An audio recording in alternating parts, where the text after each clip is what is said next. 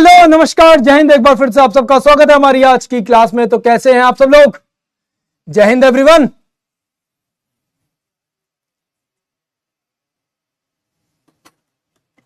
All good?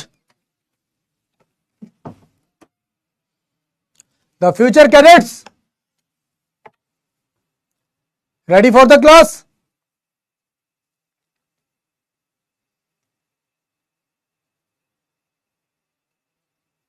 Great.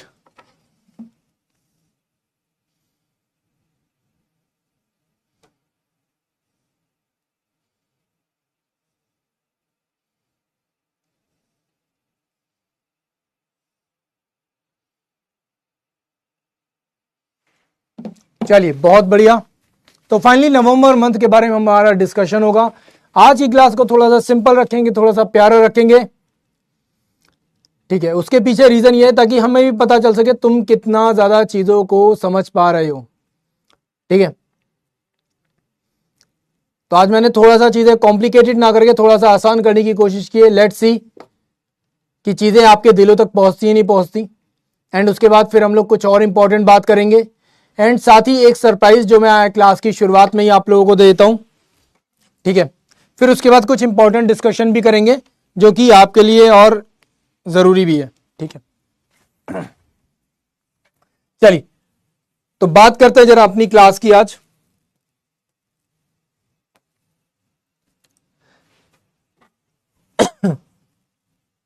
सीधे आते हैं पॉइंट पर। अक्टूबर मंथ हम लोग कवर कर चुके हैं, नवंबर मंथ हमारा चल रहा है जो कि शुरू हो चुका है। ये एक स्कैनर है, ये सिर्फ और सिर्फ फिलहाल दिल्ली एनसीआर में जो बच्चे हैं, अगर आप दिल्ली एनसीआर में हो, दिल्ली एनसीआर मींस आप दिल्ली में हो, ध्यान से सुन लो, कहां पर? दिल्ली,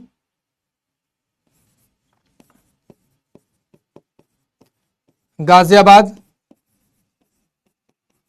नोएडा,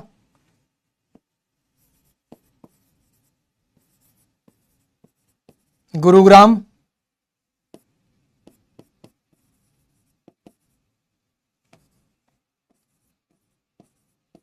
फरीदाबाद,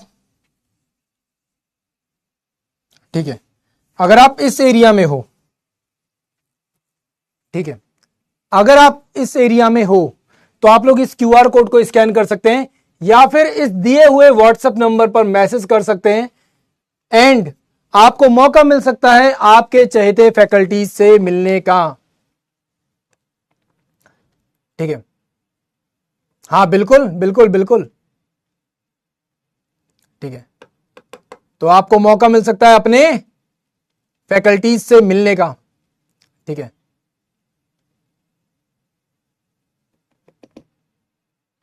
तो कैसा लगा ऑफर? तगड़े रहो साहब जी। चलो ध्यान दो इधर, ठीक है। हाँ इसके अलावा इसमें अलवर भी आता है वैसे तो।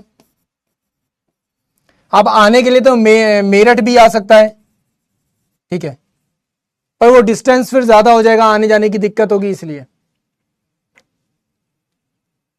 नहीं मुरादाबाद तो नहीं आ पाएगा बेटा। तो अगर आप लोग दिल्ली एनसीआर में हो, अगर आप इनमें से किसी एरिया में रहते हैं तो डेफिनेटली आपको मौका मिल सकता है अपने फेवरेट फैकल्टी से मिलने का।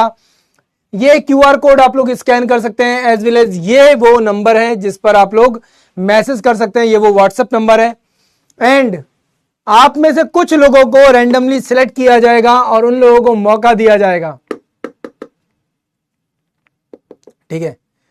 ध्यान रखना सबको मौका नहीं मिल सकता, सिर्फ रैंडम कुछ लकी पीपल्स को मौका मिल सकता है, सबको मौका नहीं मिलेगा, ठीक है।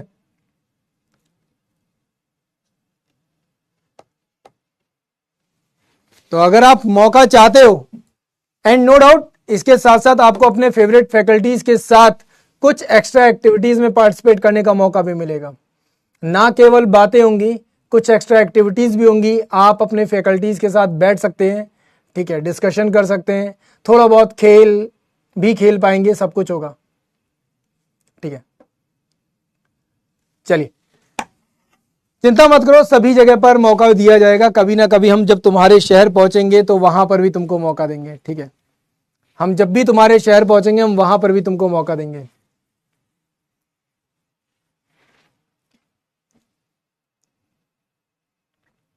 चलो, हाँ फ्री फायर करवाएंगे टीचर और स्टूडेंट का, हैं?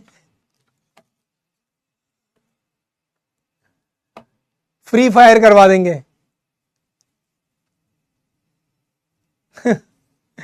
चलो, तो फाइनली ये आपके लिए एक इंपॉर्टेंट इंफॉर्मेशन थी। अब फाइनली बात करते हैं हम लोग अपनी आज की क्लास के बारे में। Let me stop your chat for few seconds. देखो भाई, पढ़ना बहुत जरूरी है, ठीक है। अप्रैल में आप लोगों का एग्जाम है, तो यार देखो, मैं नहीं चाहता कि आप किसी भी इरिलेवेंट चीज में फंसो, बेकार की बातों में फंसो, ठीक है।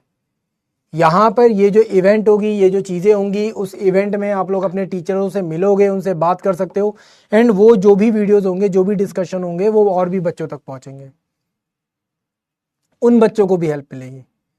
तो एक बहुत अच्छा इनिशिएटिव लेने की हम लोग कोशिश कर रहे हैं, एंड नो डाउट आगे चलकर हम लोग जब आपके स्टेट्स में पहुंचेंगे तो वहां पर भी आप लोगों को मिलने का मौका मिलेगा, ठीक है। तो जैसे जैसे हमारे पास मौका आएगा, हम आप लोगों को भी वो मौका देंगे कि आप लोग भी आइए, हमसे मिलिए, या फिर हम आपसे आ जाएंगे आपसे मिलने के लिए। हम आपसे कब आएंगे? जिस दिन आप सिलेक्शन ले लोगे। तो सिलेक्शन ले लो, आपको लेने के लिए आपके घर पे आ जाएंगे, या फिर हम आपको टिकट दे देंगे, आपको अपने पास बुला लेंगे कि आ जाओ भाई मिलने के लिए, ठीक है। तो फिलहाल ये छोटा सा इनिशिएटिव है, ये स्पेशली अभी हमने केवल एनडीए और सीडीएस वाले जो बच्चे हैं उनके लिए यहाँ पे रखा है, ताकि उन बच्चों को मौका मिल सके। वो लोग जो डिस्कशन करेंगे, जो भी उनके डाउट्स होंगे, उन डाउट्स पर बात की जाएगी, ठीक है। फैकल्टीज़ के साथ शेयर होंगे, फैकल्टीज़ अपने एक्सपीरियंस शेयर करेंगे, एंड उन सबका एक कलेक्टिव रिजल्ट आपके सामने आएगा, सब लोगों को देखने को मिलेगा, एंड फाइनली वो रिजल्ट आपको पता चलेगा। क्योंकि आप में से कई लोगों का एक डाउट होगा, सर करंट अफेयर में दिक्कत हो रही है, कोई कहता होगा सर मुझे मैथ करने में दिक्कत हो रही है, कोई कहता होगा सर मुझे फिजिक्स याद नहीं हो रही, कोई कहता होगा ज्योग्राफी याद नहीं हो रही, कोई कहता है कुछ याद नहीं हो रहा, कोई कहता है सर प्रैक्टिस ठीक से नहीं हो रही, कोई कहता है सर मैं कंसंट्रेट नहीं कर पा रहा ठीक से। और ये सारे डाउट्स किसी एक के नहीं है ना, कई लोगों के मल्टीपल तरीके के डाउट्स होते हैं ना। सर प्रैक्टिस सेट्स कैसे लगाऊं, ये समझ में नहीं आ रहा, नोट्स बनाने में दिक्कत हो रही है, कभी कुछ दिक्कत हो रही है। तो ये सारी बातें आप लोग वहां पे कर रहोगे, एंड वो बातें आगे भी आप तक आएंगी यूट्यूब के थ्रू एंड बाकी माध्यमों से, है ना। तो मुझे लगता है कि अभी फिलहाल हम लोगों को पढ़ना चाहिए, ठीक है। वेल ये मौका आप लोगों को मिला है, एंड पॉसिबिलिटीज़ ये हैं कि नेक्स्ट संडे तक ये एक्टिविटी या ये इवेंट प्लान किया जाएगा, ठीक है। तो आप लोग जितने भी लोग दिल्ली एनसीआर में हैं, दिल्ली और आसपास के रीजन्स में जो मैंने आपको सिटीज़ बताए हैं, तो वो लोग प्लीज़ यहाँ पे रजिस्टर ज़रूर कीजिए, ताकि आप लोग यहाँ पर आ सकें, आपको मौका मिल सके, आप लोग अपने फेवरेट फैकल्टीज से मिल सकें। आई होप यहाँ तक बात समझ में आ गई सबको, ठीक है। अब जरा पढ़ाई के बारे में बात कर लेते हैं। आज का जो करंट अफेयर है उसको मैंने थोड़ा सा आसान करने की कोशिश की है, थोड़ा सा आसान बनाने की कोशिश की है। इवन अभी मैं खुद और राज सर खुद भी अभी सूरजगढ़ जा रहे हैं, राजस्थान में सूरजगढ़ एक जगह, वहाँ पे एक मिलिट्री स्कूल है, वहाँ पे जा रहे हैं, ठीक है। अब क्योंकि हर जगह से बच्चों की डिमांड आती है, तो हम लोग जाते हैं, हम लोग देखते हैं बच्चे क्या चाह रहे हैं, क्या करना चाहते हैं, क्या उनकी डिमांड्स हैं। अब उस हिसाब से मैंने भी सोचा यार कुछ तो नया देखा जाए, क्योंकि कई बार तुम लोगों की शिकायतें आती है, सर करंट अफेयर में नोट्स बनाने में दिक्कत हो रही है, सर करंट अफेयर में ना मुझे ये चीज़ समझ में नहीं आ रही, ये कैसे करूँ। तुम में से बहुत से ऐसे बच्चे हैं जो मुझे लिटरली नोट्स शेयर करते हैं, मतलब मैं हैरान रह जाता हूँ कि कई बार बच्चे बोलते हैं सर टेलीग्राम पर मैसेज किया है। टेलीग्राम पर तो छोड़ो सर, इंस्टाग्राम तक नहीं छोड़ रखा, इंस्टाग्राम तक पे मैसेज आते हैं, एंड मैं देखकर सच में बहुत खुश होता हूँ कि एटलीस्ट वो बाकी बच्चों की तरह बहाने नहीं मार रहे, वो कुछ तो लिख कर दे रहे हैं, कुछ तो शेयर कर रहे हैं, और जो भी चीज़ वो शेयर कर रहे हैं ये उनकी अपनी क्या है, मेहनत है, and I really appreciate all of them. अब सबसे पहले बात करते हैं, देखो करंट अफेयर को पढ़ने का एक बहुत सीधा सिंपल सा तरीका होता है, क्योंकि कल लास्ट क्लास में मेरे पास बहुत सारे बच्चों के डाउट्स आया था कि सर हम लोग समझ तो पा रहे हैं, न्यूज़पेपर आप शेयर कर रहे हो, उस न्यूज़पेपर से पढ़े कैसे, उसमें से करंट अफेयर निकाले कैसे। जैसे नवंबर मंथ में एक करंट अफेयर था गोगाबेला लेक के बारे में, कहाँ पर है ये, बिहार में। अब इस लेक के बारे में ना बहुत सारी इंफॉर्मेशन जगह जगह पर लिखी हुई है, पूरा न्यूज़पेपर में पूरा का पूरा आर्टिकल था, बट आपको क्या जानना है, आपको जानना है सिर्फ ये कि ये बिहार के किस डिस्ट्रिक्ट में आती है। आपको जानना ये कि ये एक रामसर साइट है, क्या है, रामसर साइट है, इंडिया की 94th और बिहार की 6th रामसर साइट है। आपको जब ये चीज पता चल गई, सबसे इंपॉर्टेंट पॉइंट तो यही है ना करंट अफेयर के लिए। करंट अफेयर के लिए इंपॉर्टेंट पॉइंट क्या है, ये क्या बाकी सारी इंफॉर्मेशन करंट अफेयर से बिलोंग करती है? बिल्कुल भी नहीं करती। आप लोग पढ़ रहे हो ज्योग्राफी, एंड 100% राहुल सर ने इसके बारे में बता रखा होगा। अगर नहीं भी बताया है तो मैं आपको बता देता हूँ। ज्योग्राफी में आप लोगों ने रिवर्स के बारे में पढ़ा होगा, रिवर्स की मूवमेंट को लेकर पढ़ा होगा। रिवर्स में आप लोगों ने एक लेक के बारे में सुना होगा जिसका नाम है ऑक्सबो लेक। क्या नाम है? Oxbow lake. ऑक्सबो लेक के बारे में सुना होगा। बेटा करंट अफेयर सिर्फ 1-2 लाइन की चीजें होती है करंट अफेयर में, बाकी सब जो कुछ होता है ना वो सारा का सारा केवल और केवल क्या होता है? आपका history, geography, polity, economics, science, ये सब होता है। जैसे हम लोग ज़्यादा दूर नहीं जा रहे, दिल्ली में बॉम्ब ब्लास्ट हुआ था, सबको पता है। दिल्ली में बॉम्ब ब्लास्ट हुआ, सबको पता चल गया, हाँ भाई दिल्ली में बॉम्ब ब्लास्ट हुआ है, दिल्ली इंडिया की कैपिटल है, सबको पता है। और उसके अलावा क्या जानोगे? किस तरीके का एक्सप्लोजिव वहां पे इस्तेमाल हुआ है? कैसा एक्सप्लोजिव इस्तेमाल हुआ है? अमोनियम नाइट्रेट इस्तेमाल हुआ है। कहां पे जाकर जुड़ गया? आपके साइंस से, केमिस्ट्री से जाकर जुड़ गया। तो करंट अफेयर तो सिर्फ बॉम्ब ब्लास्ट ही है ना, दैट्स इट। मेन इंफॉर्मेशन क्या यहां से आ रही है? मेन इंफॉर्मेशन आपके सब्जेक्ट से ही निकल के आ रही है बाहर। तो करंट अफेयर जब आप पढ़ते हो तो उसकी सबसे बड़ी इंपॉर्टेंस ये है कि आपको बाकी चीज़ों की नॉलेज होगी, तभी आप करंट अफेयर को ज़्यादा लंबे तरीके से समझ पाओगे, मतलब लॉन्ग टर्म के लिए याद कर पाओगे और उसे समझ भी पाओगे। ठीक है, तो ये बहुत छोटी सिंपल सी बात है जो मैं आपको समझा रहा हूं। अब देखो, ये सिंगल एक लाइन का करंट अफेयर है बस। अब इसमें अगर आपको कुछ पढ़ने को मिलेगा, क्या मिलेगा? ये एक परमानेंट ऑक्सबो लेक है। ऑक्सबो लेक है तो डेफिनेटली किसकी वजह से बन रही है? ये रिवर के फ्लो से बन रही है। किससे बन रही है? रिवर के फ्लो से बन रही है। कौन कौन सी रिवर्स हैं? तो आपके सामने यहां पे आती हैं। कहां पर है? बिहार में। कहां पर है? बिहार में। जो ऑक्सबो लेक्स होती है, इसका सबसे बड़ा फायदा क्या होता है? ऑक्सबो लेक 2 चीजों के लिए बहुत इंपॉर्टेंट मानी जाती है। एक, जहां पर भी लेक्स होंगी वो बर्ड्स के लिए बहुत इंपॉर्टेंट प्लेस होगी, क्योंकि बर्ड्स वहां पर आती हैं किसके लिए? अपने प्रजनन के लिए। बर्ड्स के साथ साथ जितनी भी ऑक्सबो लेक हैं, ये एक और बहुत इंपॉर्टेंट काम करती हैं। वो क्या करती हैं? फ्लड से बचाती हैं। स्पेशली ऑक्सबो लेक किससे बचाती है? फ्लड से बचाती है। अब ये इन्वायरमेंट इकोलॉजी का बहुत फेमस कॉन्सेप्ट है, बहुत फेमस चीज़ है, जिसे ना जाने हजारों बार आपने पढ़ा होगा, स्कूल में टीचरों ने बताया होगा, ज्योग्राफी के टीचर ने स्कूल में बताया होगा। नहीं बताया होगा तो यहाँ पर डेफिनेटली राहुल सर ने आपको बताया होगा। ठीक है, सेम चीज़ यहाँ पे आ रही है, हाइड्रोलॉजी को मेंटेन करती है। ठीक है, फ्लड वाटर को यहाँ पे मेंटेन कर रही है, सबसे इंपॉर्टेंट चीज़ है। इसके अलावा बर्ड्स एंड बायोडाइवर्सिटी एरिया का बहुत इंपॉर्टेंट पार्ट है। क्यों? क्योंकि जितनी भी माइग्रेटेड बर्ड्स होती है वो यहाँ पे आती हैं, रुकती हैं, अंडे देती हैं और फिर दूसरी जगह पर चली जाती हैं। ठीक है, तो जैसे जैसे मौसम बदलता है वैसे वैसे यहाँ पर क्या होता है? माइग्रेटेड बर्ड्स भी आती हैं। एंड यहाँ पे सबसे इंपॉर्टेंट क्या, कौन सी बर्ड आती है? ईवान नाम की एक हैबिटेट है, बर्ड है, उसका हैबिटेट है ये। इसके अलावा और भी कई सारी यहाँ पे क्या है, हमको बर्ड्स देखने को मिलती हैं, फिशेस देखने को मिलती हैं। कितना बड़ा करंट अफेयर है, केवल एक लाइन का करंट अफेयर है। बाकी सारी चीजें किससे जुड़ी हैं?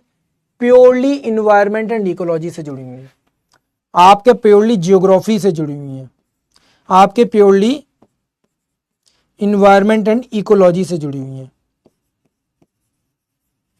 किससे जुड़ी है? इन्वायरमेंट और इकोलॉजी से जुड़ी हैं। ठीक, अब यहां पर एक चीज और भी है। कुछ लोगों का डाउट ये होगा, सर चलो ऑक्सबो तो आप समझा दोगे या सर ने हमको बता दिया, ठीक है, पर ये रामसर साइट क्या होता है? ये रामसर साइट क्या होता है, ये भी जानना जरूरी है। तो सबसे पहले तो ऑक्सबो को समझते हैं कि ऑक्सबो है क्या।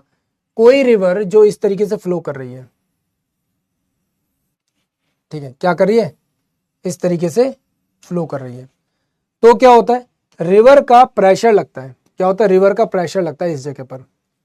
एंड जब रिवर का प्रेशर इस जगह पर लगेगा, नॉर्मली तो रिवर इस तरह से फ्लो कर रही है, पर लगातार जब रिवर इधर से ऐसे आएगी तो यहाँ पे क्या करेगी? टक्कर करेगी। और जब टक्कर मारेगी तो क्या होगा? ये जो रिवर बेल्ट है ये खिसक कर कहाँ पे आ जाएगी? इस जगह पर आ जाएगी ऐसे।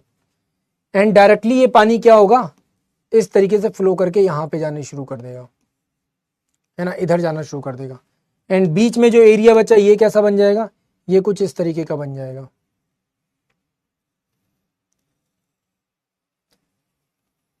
कैसा है? ऑक्सबो के जैसा है। गाय के खुर के जैसा, गाय के पैर के जैसा निशान बन गया, है ना। ऑक्सबो लेक कहते हैं इसको।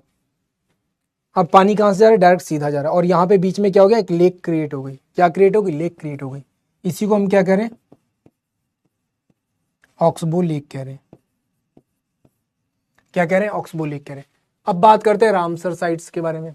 यहाँ पे तो इंडिया के बारे में बात हो रही है, पर फिलहाल हम लोग यहाँ पे समझ लेते हैं कब इस शुरुआत की गई थी। 2 फ़रवरी को की गई थी 1971 में। कब, 1971 में। कहाँ पे, ईरान के रामसर में। ईरान के रामसर में। स्पेशली किस चीज को आइडेंटिफाई करता है ये एरिया, ये एरिया स्पेशली आइडेंटिफाई करता है वेटलैंड को। किसको करता है, वेटलैंड एरिया को आइडेंटिफाई करता है। वेटलैंड एरिया की खास बात क्या होती है, वेटलैंड एरिया की खास बात ये होती है कि इसका एकदम यूनिक क्या होता है, इकोसिस्टम होता है। क्या होता है, एक यूनिक इकोसिस्टम होता है। और इस यूनिक इकोसिस्टम की वजह से यहाँ पर बहुत सारे बर्ड्स, बहुत सारे एनिमल्स, बहुत सारे प्लांट्स क्या होते हैं, यहाँ पर बस जाते हैं आकर। अब प्लांट्स आप कहोगे सर कैसे, तो बर्ड्स जो दाना डालती हैं, कहीं से कोई बीज लेकर आ गई, तो उन सब की वजह से क्या एक इकोसिस्टम क्रिएट होता है। तो एक बहुत खूबसूरत सी जगह जो कि हमारे इन्वायरमेंट के लिए क्या है, बहुत ज़्यादा ज़रूरी है। इंडिया में सबसे ज़्यादा रामसर रीजन्स या वेटलैंड एरिया कहाँ पर है, तमिलनाडु में। कितने, टोटल 20। उसके बाद आता है उत्तर प्रदेश, उसके बाद आता है बिहार। इंडिया का सबसे पहला कौन सा था, चिलिका लेक था। कहाँ पर है, उड़ीसा में। किस जगह, उड़ीसा में, ठीक है। एंड इसके अलावा कौन सा है, केवला देव। कौन सा है, केवला देव। कब स्टैब्लिश हुए थे, 1981 में स्टैब्लिश हुए थे। अब चिलिका की खास बात क्या है, चिलिका कैसी लेक है, एक चिलिका कैसी लेक है, लैगून लेक है। कैसी लेक है, लैगून लेक है ना, समुद्र के पानी से बनी है। तो ये बात समझ आ गई। इंडिया का सबसे बड़ा लार्जेस्ट कौन सा है, तो ये सुंदरवन डेल्टा। सुंदरवन डेल्टा का फॉर्मेशन किसकी वजह से हो रहा है, अगर आपसे कोई पूछे क्या बोलोगे, सर गंगा एंड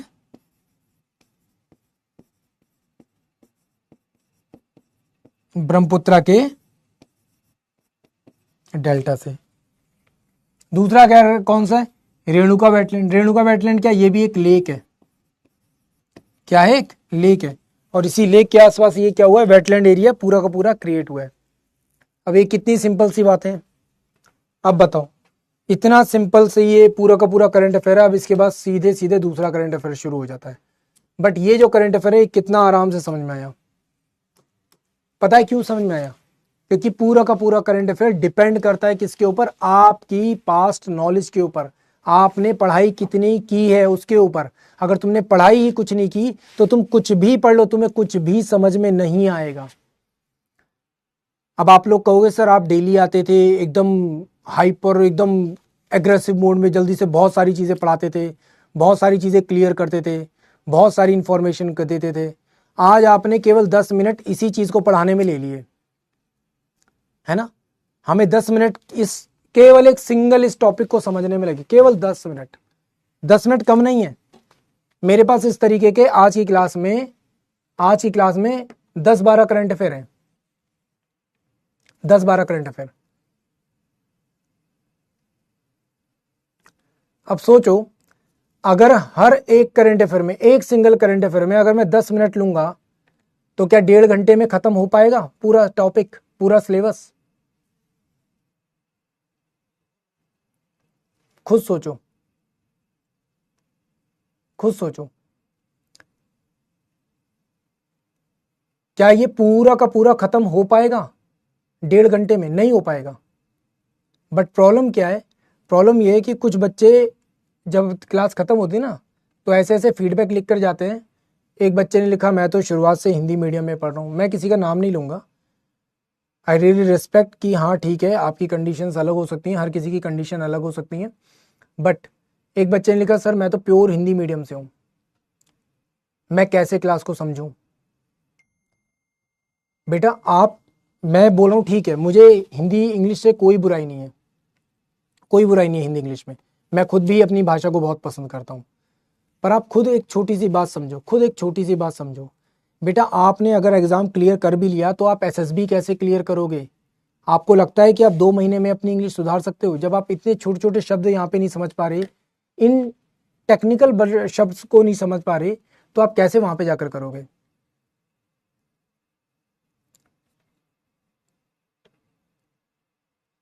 और एक ने तो ऐसा कमेंट किया था, पूरा का पूरा ऐसे लिख कर दिया था कि मैंने लाइव क्लास देखनी बंद कर दी, ये कर दिया, वो कर दिया, हमने पैसे दिए हैं, वो दिए हैं। अभी मैं पढ़ के सुनाऊंगा ना, तुम हैरान रह जाओगे। ऐसे ऐसे तो बच्चे हैं, उनको चाहिए बिल्कुल स्पून फीडिंग। सोचो अब ऐसे बच्चों के साथ क्या किया जाए, कैसे पढ़ाया जाए? नेक्स्ट एक और करंट अफेयर है, देखो क्या कह रहा है। Poseidon under water drone. अब तक ड्रोन आपको कहां पर दिखते थे? ड्रोन मतलब यूएवी, क्या यूएवी, ड्रोन बोले तो यूएवी। बेटा देखो, आई एम नॉट सेइंग कि भाई आप 5 स्टार देकर जा रहे हो, क्या देकर जा रहे हो, ये मैटर नहीं करता, लिटरली मैटर नहीं करता। मैटर ये करता है आप जो लिखते हो, ठीक है, आप जो लिखते हो वो मैटर करता है। सोचो यहां पर इतने सारे बच्चे हैं, 90% बच्चे ऐसे हैं जिनको सब समझ में आ रहा है ना, 10% ऐसे हैं जिनको समझ में नहीं आ रहा। तो अब इसमें किसकी गलती होगी, टीचर की या उन 10% बच्चों की?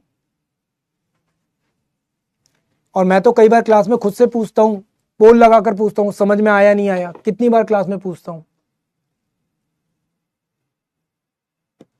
सोचो, तो वही दिक्कत है कि भाई हम जब इतनी एफर्ट डाल रहे हैं, इतनी मेहनत कर रहे हैं, तो भाई तुम भी तो अपनी तरफ से कोशिश करो, तुम भी तो कोशिश करो। तुम अगर कोशिश नहीं करोगे तो कैसे होगा?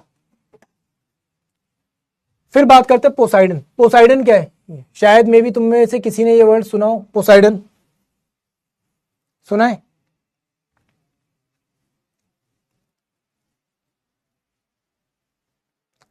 सुना है पोसाइडन कौन है? एक ग्रीक गॉड है। किसके? सी के। जैसे अपन लोग इंडिया में बात करते हैं अरुण, वरुण, इंद्र, सुना है? पृथ्वी, जल, आकाश। अगर तुमने सुना है तो डेफिनेटली तुम लोगों ने वैदिक कल्चर पढ़ा होगा। पढ़ा है वैदिक कल्चर? वैदिक कल्चर सुना है? वैदिक कल्चर में डेफिनेटली सर लोगों ने आपको पढ़ाया होगा। हाँ भाई, आपको सर लोगों ने पढ़ाया होगा वैदिक कल्चर में ये सारे गॉड्स के बारे में। तो ये सारे के सारे गॉड्स कहीं ना कहीं अपने ही जो इंडियन गॉड्स हैं उनसे इंस्पायर्ड थे। ये मैक्सिमम उनसे इंस्पायर्ड है, ठीक है, मैक्सिमम उनसे इंस्पायर्ड है, ठीक है। चलो बहुत बढ़िया बात है। अब फाइनली यहां पे क्या किया है, रशिया ने इस चीज को फाइनली सबके सामने प्रेजेंट किया कि हम क्या कर रहे हैं, हम एक न्यूक्लियर पावर्ड और nuclear armed unmanned under water vehicle लेकर आ रहे हैं। अब तक अनमैन्ड एरियल व्हीकल सुना होगा आप लोगों ने, अनमैन्ड एरियल व्हीकल्स। अब क्या है, अंडर वाटर व्हीकल्स है। अब जो अंडर वाटर व्हीकल्स होते हैं ना, ये बहुत बड़ा मेजर रोल प्ले करेंगे। अभी थोड़ी देर के लिए चैट बंद कर रहा हूं मैं। ये बहुत बड़ा क्या करेंगे, मेजर रोल प्ले करेंगे। आप कहोगे सर कैसे? देखो, कोई भी जो सबमरीन होती है, कोई भी चीज होती है, वो कैसे पता लगाती है किसी चीज का, कैसे पता लगाती है? फॉर एग्जाम्पल मान लो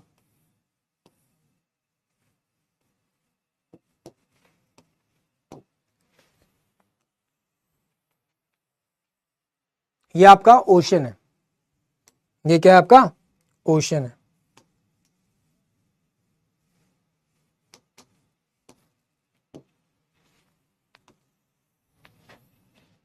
है ना, ये आपका क्या है, ओशन है।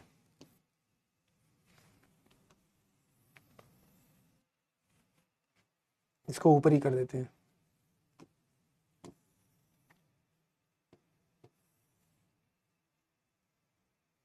अब सही है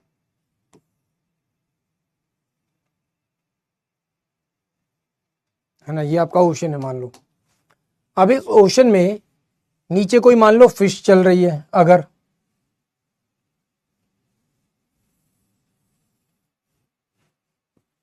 नीचे कोई फिश है और ऊपर कोई शिप जा रहा है, ठीक है, ऊपर कोई शिप अगर जा रहा है तो क्या करेगा शिप,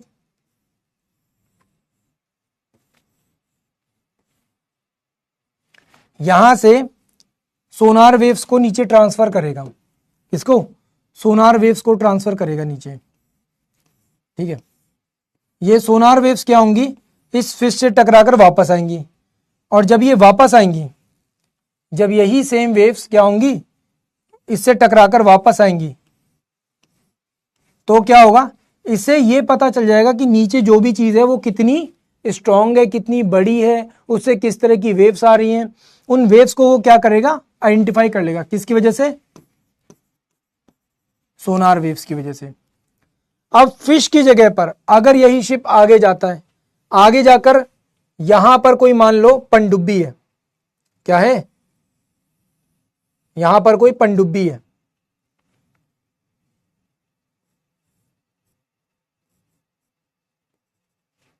ठीक है। अब ये जो पनडुब्बी है मतलब सबमरीन जो है, अगर ये जाएगी तो नो डाउट यहां पर अगर ये शिप देखेगा, अगर यहां से अपने सोनार वेव्स को ट्रांसफर करेगा यहां से अगर, ठीक है, तो क्या होगा, जो वेव्स का सिग्नेचर होगा वो भी कैसा होगा, उतना ही ज्यादा बड़ा होगा। यहां से जब रिफ्लेक्ट होकर ये आएगा, ये कैसा होगा, उतना ही बड़ा सिग्नेचर होगा, होगा ना, होगा नहीं होगा? तो जितना ज्यादा बड़ा सिग्नेचर होगा उससे पता चल जाएगा कि नीचे कौन ट्रेवल कर रहा है। कोई फिश है, अब फिश है तो नो डाउट उसमें चेंजेस दिखाई देंगे। फिश भी क्या करती है, साउंड क्रिएट करती है।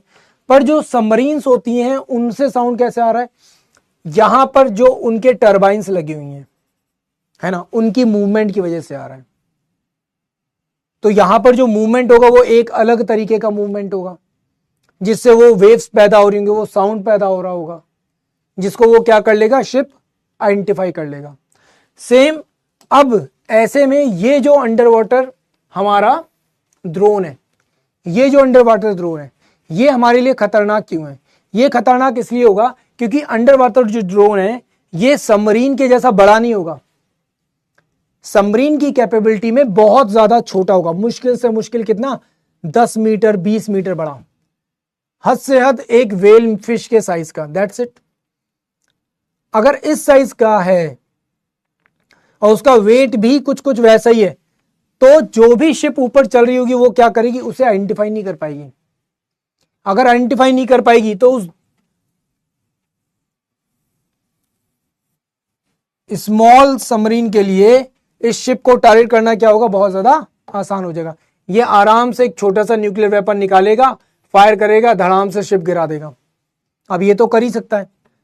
अब ये न्यूक्लियर पावर्ड भी है और न्यूक्लियर आर्म्ड भी है। आर्म्ड मतलब न्यूक्लियर हथियार भी लेकर जा सकती है, दोनों चीजें। तो न्यूक्लियर पावर की वजह से जितना लंबा चाहे उतना लंबा चाहे समुद्र में रह सकती है।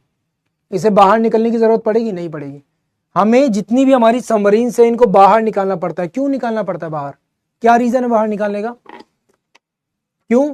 क्योंकि उनकी बैटरीज डाउन हो रही हैं, कोई डीजल पावर्ड है, कोई कैसी है। पर जो न्यूक्लियर पावर्ड होती है उसको इतना लंबा बाहर निकालने की जरूरत नहीं पड़ती, है ना। उसमें क्या, एक अनलिमिटेड एनर्जी के जैसा है। एक बार न्यूक्लियर सेल डाल दिया और फिर वो चलता ही जा रहा है, पता चले साल भर तक चल जाएगा। बाहर आएगी, मेंटेनेंस के लिए आएगी, और चीजों के लिए आएगी, टाइम टाइम पे चेक करवाने के लिए आएगी चीजें, ठीक है। तो ये चीज आपको यहाँ पे समझनी चाहिए। अब मैंने ये बात आपको समझा दी, यहां पर देख लो क्या लिखा है। सबसे पहली चीज, ये रेडियो एक्टिव सुनामी पैदा कर सकती है, डेफिनेटली कर सकती है। अगर किसी भी समुद्र के किनारे जाकर ये ब्लास्ट हो जाती है तो उससे क्या होगा, उस ब्लास्ट से इतना तेज धमाका होगा कि उससे पानी बहुत तेजी से क्या, एज अ सुनामी आगे की तरफ जाएगा। और रेडियो एक्टिव क्यों? क्योंकि न्यूक्लियर वेपन का यूज होगा तो 100% है क्या हो जाएगा, रेडियो एक्टिव हो जाएगा। आज के टाइम पीरियड में भी हिरोशिमा और नागासाकी में जो बच्चे पैदा होते हैं उनके ऊपर थोड़ा बहुत क्या दिखता है, इम्पैक्ट दिखता है, किसका, न्यूक्लियर ब्लास्ट का। तो सेम ये चीज यहां पर भी दिखेगी। अगर न्यूक्लियर वॉरहेड का यूज किया जाएगा तो डेफिनेटली यहां पर भी इसका इम्पैक्ट दिखेगा। दूसरी चीज, ये कन्वेंशनल वॉरहेड तो ले ही जा सकती है, साथ ही न्यूक्लियर पेलोड भी लेकर जाएगी। अब आप कहोगे सर कन्वेंशनल एंड न्यूक्लियर में फर्क क्या होता है? देखो बहुत सीधी सिंपल सी बात है। अब पता नहीं तुम में से कितने लोगों को पता है, नहीं पता, but I am really sorry, बता देता हूँ एक बार, क्योंकि वैसे तुम लोगों को ये पता होना चाहिए। आई एम रियली सॉरी इसलिए बोल रहा हूँ क्योंकि नहीं पता तो ये बहुत दुख की बात है, ठीक है। ऑलरेडी न्यूज में इतना सब कुछ चल रहा है, उसके बाद तो पता ही होना चाहिए। एक आपका होता है कौन सा,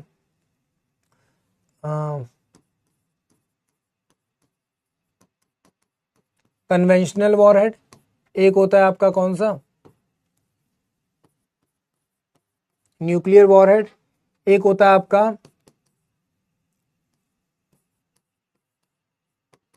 बायोलॉजिकल वॉरहेड, और एक होता है आपका केमिकल वॉरहेड।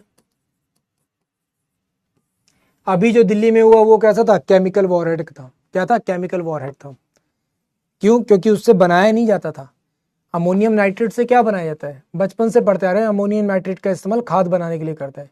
पर अमोनियम नाइट्रेट को यहाँ पर कैसे यूज किया गया, एज अ वॉरहेड यूज किया गया। तो वो क्या है, एक केमिकल वॉरहेड है। बायोलॉजिकल वॉरहेड, जैसे कि कोरोना है। कोरोना क्या है, एक तरह का बायोलॉजिकल वॉरहेड। अभी हम लोग कह रहे हैं कि ठीक है चाइना से गलती से फैल गया होगा, जो भी कुछ है, पर मान लो चाइना ने अगर उसे इंटेंशनली किया था पूरी दुनिया को डिस्टर्ब करने के लिए, तो इट मीन्स वो एक बायोलॉजिकल वॉर है। आपने कोई ऐसा वायरस डाल दिया। अभी कुछ चाइनीज पकड़े गए थे एक ऐसे क्या बोलते हैं, बैक्टीरिया के साथ, जो पूरी की पूरी फसल को खा जाता है, पूरी की पूरी फसल बर्बाद कर देता है। कहाँ पे, अमेरिका में। तो वो भी क्या, एक बायोलॉजिकल वॉर है। इसके अलावा अगर आप किसी भी तरीके का ऐसी गैस इस्तेमाल कर रहे हैं जो लोगों को नुकसान पहुंचा रही है, आपने कोई ऐसा बॉम्ब ब्लास्ट कर दिया जिससे अचानक से लोगों रेडियो एक्टिव कंडीशन में आ गए, लोगों की स्किन खराब हो गई, लोगों की आंखें खराब हो गई, तो वो सब क्या, इसी का पार्ट है। फिर आपने सुना होगा एक ऑरेंज गैस, वो भी केमिकल वॉरहेड का पार्ट है, क्योंकि उस केमिकल का यूज किया था अमेरिका ने वियतनाम में। फिर न्यूक्लियर वॉरहेड, तो न्यूक्लियर वॉरहेड का सीधा सिंपल सा मतलब है आप न्यूक्लियर वेपन्स का यूज करते हो, न्यूक्लियर मिसाइल्स का यूज करोगे। फिर आता है कन्वेंशनल। कन्वेंशनल वॉरहेड क्या है, नॉर्मल जो एलिमेंट्स होते हैं या नॉर्मल जो केमिकल कंपोजिशंस होती हैं किसी ब्लास्ट को करने के लिए, है ना, गन को बनाने के लिए या किसी भी चीज को बनाने के लिए, तो वो क्या है, कन्वेंशनल वॉरहेड है। क्या है, कन्वेंशनल वॉरहेड है। वो आपकी जितने भी नॉर्मल हथियार बनते हैं वो सब कन्वेंशनल वॉरहेड का पार्ट है। तो ये हमको देखने को मिलता है। इट मीन्स ये दोनों तरीके के वेपन्स को अपने साथ कैरी कर सकता है। तो जिससे भी आपको फायर करना, आप उसका क्या करोगे, यूज करोगे। दूसरा क्या है, पोसाइडन में एक कॉम्पैक्ट न्यूक्लियर रिएक्टर लगाए, छोटा सा, क्या, एक पावर जनरेटर लगाए कि भैया यहीं से पावर जनरेट होती रहेगी। एक छोटा सा न्यूक्लियर क्या सेल डालना है बस, और वहीं से पावर जनरेट होती रहेगी लंबे टाइम पीरियड तक। तो इसको क्या मिल जाती है, इसकी वजह से अनलिमिटेड रेंज मिल जाती है। क्या मिलती है, अनलिमिटेड रेंज मिलती है, कि ये जितनी बार चाहे उतनी बार ट्रेवल कर सकता है, जहां चाहे वहां, जब तक वो न्यूक्लियर सेल खत्म नहीं हो जाता, जब तक न्यूक्लियर रिएक्टर में न्यूक्लियर सेल खत्म नहीं हो जाता तब तक। तो लॉन्ग रेंज मिशंस के लिए क्या है, बहुत ज्यादा ड्यूरेबल है। दूसरी चीज क्या है, इसकी डेप्थ कितनी है। अगर आप नोटिस करोगे तो ये कितनी डेप्थ तक जा सकता है, 1000 मीटर तक जा सकता है। 1000 मीटर तक अगर आ गया तो इट मीन्स ये कि इसे फिर फाइंड आउट कर पाना, इसे पकड़ पाना बहुत मुश्किल होगा, क्योंकि हमारे सोनार्स भी इतनी डेप्थ पे आने के बाद क्या पड़ने लगते हैं, वीक पड़ने लगते हैं। ऐसा नहीं हम पकड़ नहीं पाएंगे, फाइंड आउट नहीं कर पाएंगे, कर लेंगे, पर इतने वीक हो जाएंगे कि हमें लगेगा कोई छोटा मोटा ऐसी कोई फिश विश जा रही होगी जो साउंड क्रिएट कर रही है, हम आइडेंटिफाई नहीं कर पाएंगे। नॉर्मल जो हमारी सबमरीन्स होती हैं वो 600, 700, 800 मीटर की गहराई पे चलती हैं मैक्सिमम में, अगर इतनी जाती हैं तो, ठीक है।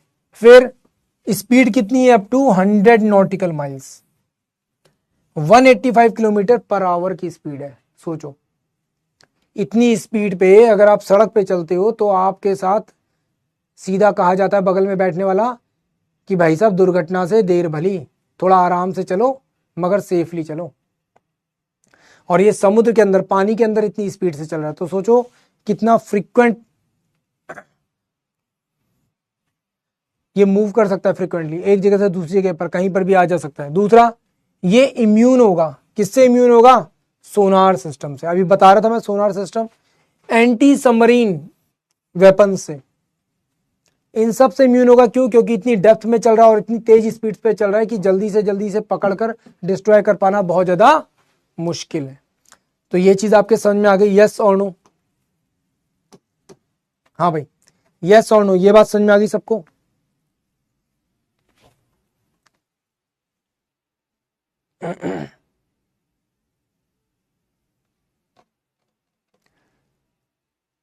कनिष्का मिश्रा, बिल्कुल बेटा, डिफरेंस होगा, उसी चीज को तो आइडेंटिफाई कर लेते हैं ये लोग। यस, यही तो सबसे बड़ी बात है कि इसे आइडेंटिफाई कर पाना बहुत मुश्किल है। चलो आगे बढ़ते हैं। एक और है, वर्ल्ड की फर्स्ट 5 ट्रिलियन कंपनी। वर्ल्ड की फर्स्ट 5 ट्रिलियन कंपनी कौन सी है? एनवीडिया। कौन सी है? एनवीडिया। एनवीडिया क्या करती है आपके?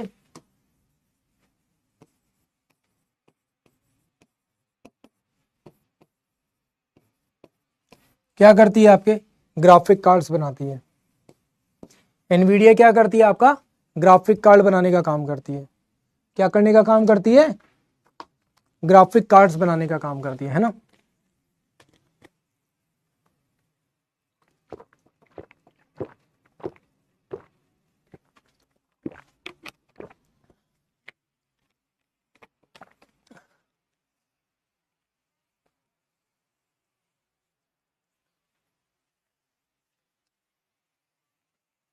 है ना? ठीक है, तो पहली चीज आपको एक चीज तो पता चल गई, हाँ सर पूरी दुनिया भर के लिए ग्राफिक कार्ड यही बनाती है, चाहे एप्पल हो चाहे कोई सी भी कंपनी हो, सबके ग्राफिक कार्ड यही बनाती है। मे बी अगर आपके पास कोई भी कंप्यूटर है, लैपटॉप है, इवन आपके पास जो मोबाइल है, अगर उसमें भी ग्राफिक कार्ड्स यूज हुए हैं तो डेफिनेटली वो इसी ने बनाए हैं। सारे के सारे ग्राफिक कार्ड्स बनाने की पावर किसके पास है? इसी के पास है। अब सडनली ऐसा हुआ क्या है कि अचानक से इसको इतना बड़ा बूम मिला? उसके पीछे एक सबसे बड़ा रीजन है। वो रीजन क्या है? वो रीजन है AI demand.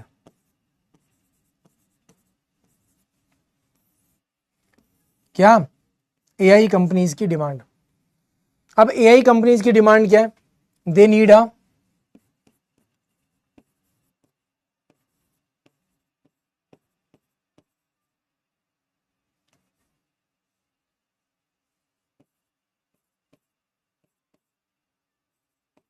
Fast processors, they need a major data centres. क्या चाहिए इनको? मेजर डेटा सेंटर्स चाहिए, है ना? और क्या चाहिए इनको?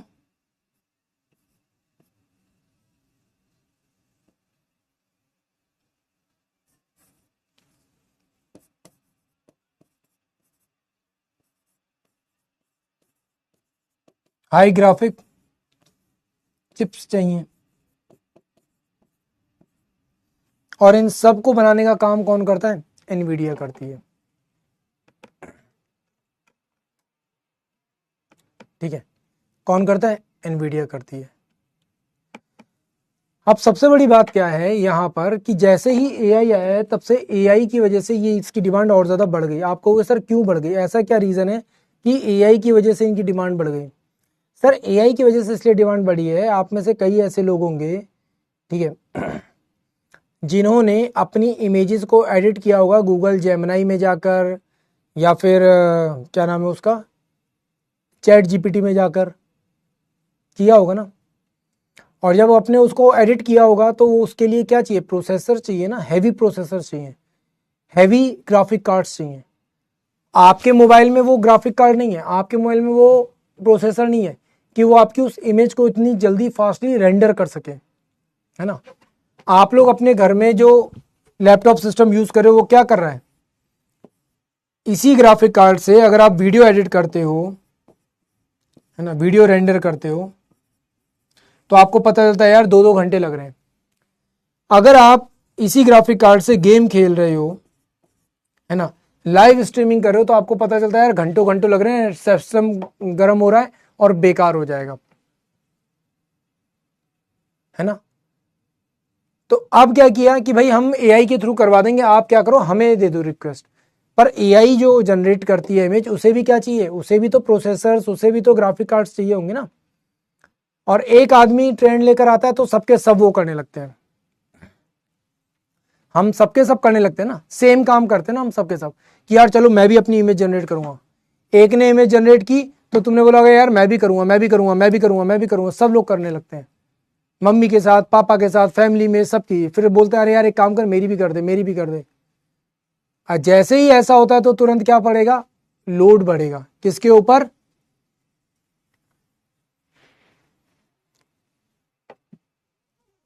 किसके ऊपर फर्क पड़ेगा,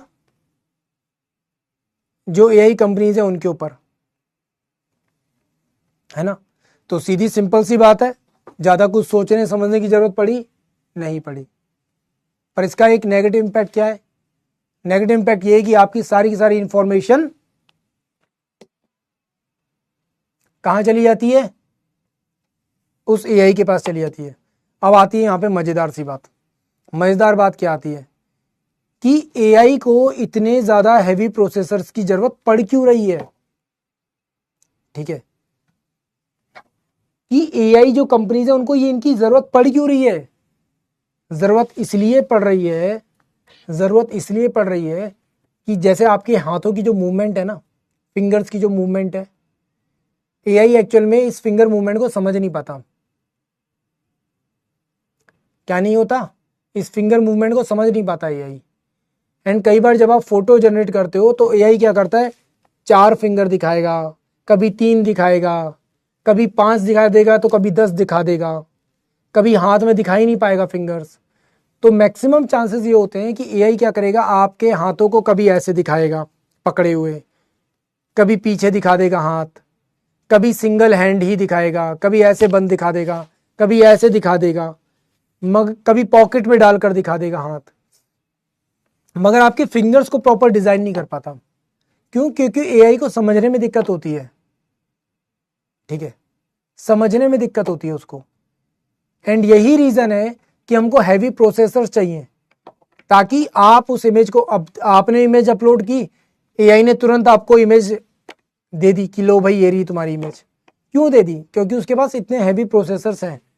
तो एनवीडिया पहली ऐसी कंपनी बनी जिसको वैल्यूएशन 5 ट्रिलियन हो गई। कितनी हो गई, 5 ट्रिलियन हो गई। इसी वजह से, किसकी वजह से, इसी की वजह से हो गई, क्योंकि सडनली इतनी ज्यादा डिमांड बढ़ गई कि कंपनी की वैल्यूएशन क्या हो गई, इतनी ज्यादा हो गई मार्केट में।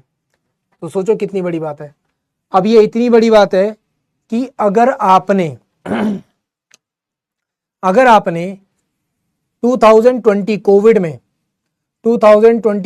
में अगर आपने 1 लाख रुपए लगाए थे एनवीडिया के शेयर्स को खरीदने में, एनवीडिया के शेयर्स को खरीदने में अगर आपने 1 लाख रुपए लगाए थे, तो आज के टाइम पीरियड में वो आपका 1 लाख कम से कम कितना हो चुका होता, 10 लाख हो चुका होता। इतनी वैल्यूएशन बढ़ी है, समझे, इतनी वैल्यूएशन बढ़ी है। नो डाउट अब इन सब चीज़ों से कहीं ना कहीं एक नेगेटिव इंपैक्ट भी पड़ता है, वो हमारे नेचर के ऊपर पड़ रहा है। वेल, जीपीयू का यूज होता है, ग्राफिक प्रोसेसर यूनिट्स को बनाने का काम करता है, ये लीड करता है, ठीक है। लार्ज लैंग्वेज मॉडल्स तैयार करने का काम करता है, बड़े बड़े डेटा सेंटर्स बनाने का काम करता है। अब जो चीज़ें मैंने तुम्हें यहाँ पर बताई हैं, जो चीज़ें मैंने तुम्हें यहाँ पर लिखी हैं, जो चीज़ें मैंने आपको यहाँ पे बताई हैं, वही चीज़ यहाँ पर भी लिखी हुई है, ठीक है। एनवीडिया ने रिसेंटली पार्टनर किया था नोकिया के साथ AI 5G and 6G network को लेकर, ताकि इन नेटवर्क्स के साथ अपने AI इंटीग्रेशन को ज़्यादा अच्छा कर सके। यूएस गवर्नमेंट ने भी यहाँ पर क्या किया है, सपोर्ट किया है, एंड 7 AI सुपर कंप्यूटर्स को तैयार करने की बात की है, ठीक है। वेल, अगर जीपीयू के बारे में बात करते हैं तो जीपीयू होता क्या है, ग्राफिक प्रोसेसर यूनिट, जहां पर एक छोटी सी यूनिट क्या करती है, कई थाउजेंड्स ऑफ वर्क्स को बहुत तेजी से परफॉर्म करने का काम करती है, जहां पे आपके फोटोज, वीडियोज, इन सबको तुरंत के तुरंत तैयार करने का काम करती है, रेंडर करने का काम करती है, ठीक है। तो एक साथ मल्टीपल टास्क कर सकती है, मतलब पैरेलल प्रोसेसिंग कर सकती है। ठीक है, आप एक तरफ गेम खेल रहे हो, साथ में ये सारे काम भी चल रहे हैं। अब ये छोटा सा इंफॉर्मेशन थी, इससे ज्यादा इसमें कुछ थी नहीं। फिर आता है दीनदयाल अंत्योदय योजना। ठीक है, इसको कनेक्ट किया गया नेशनल रूरल लिवलीहुड मिशन के साथ। किसके साथ? नेशनल रूरल लिवलीहुड मिशन के साथ। ठीक है, क्लियर है?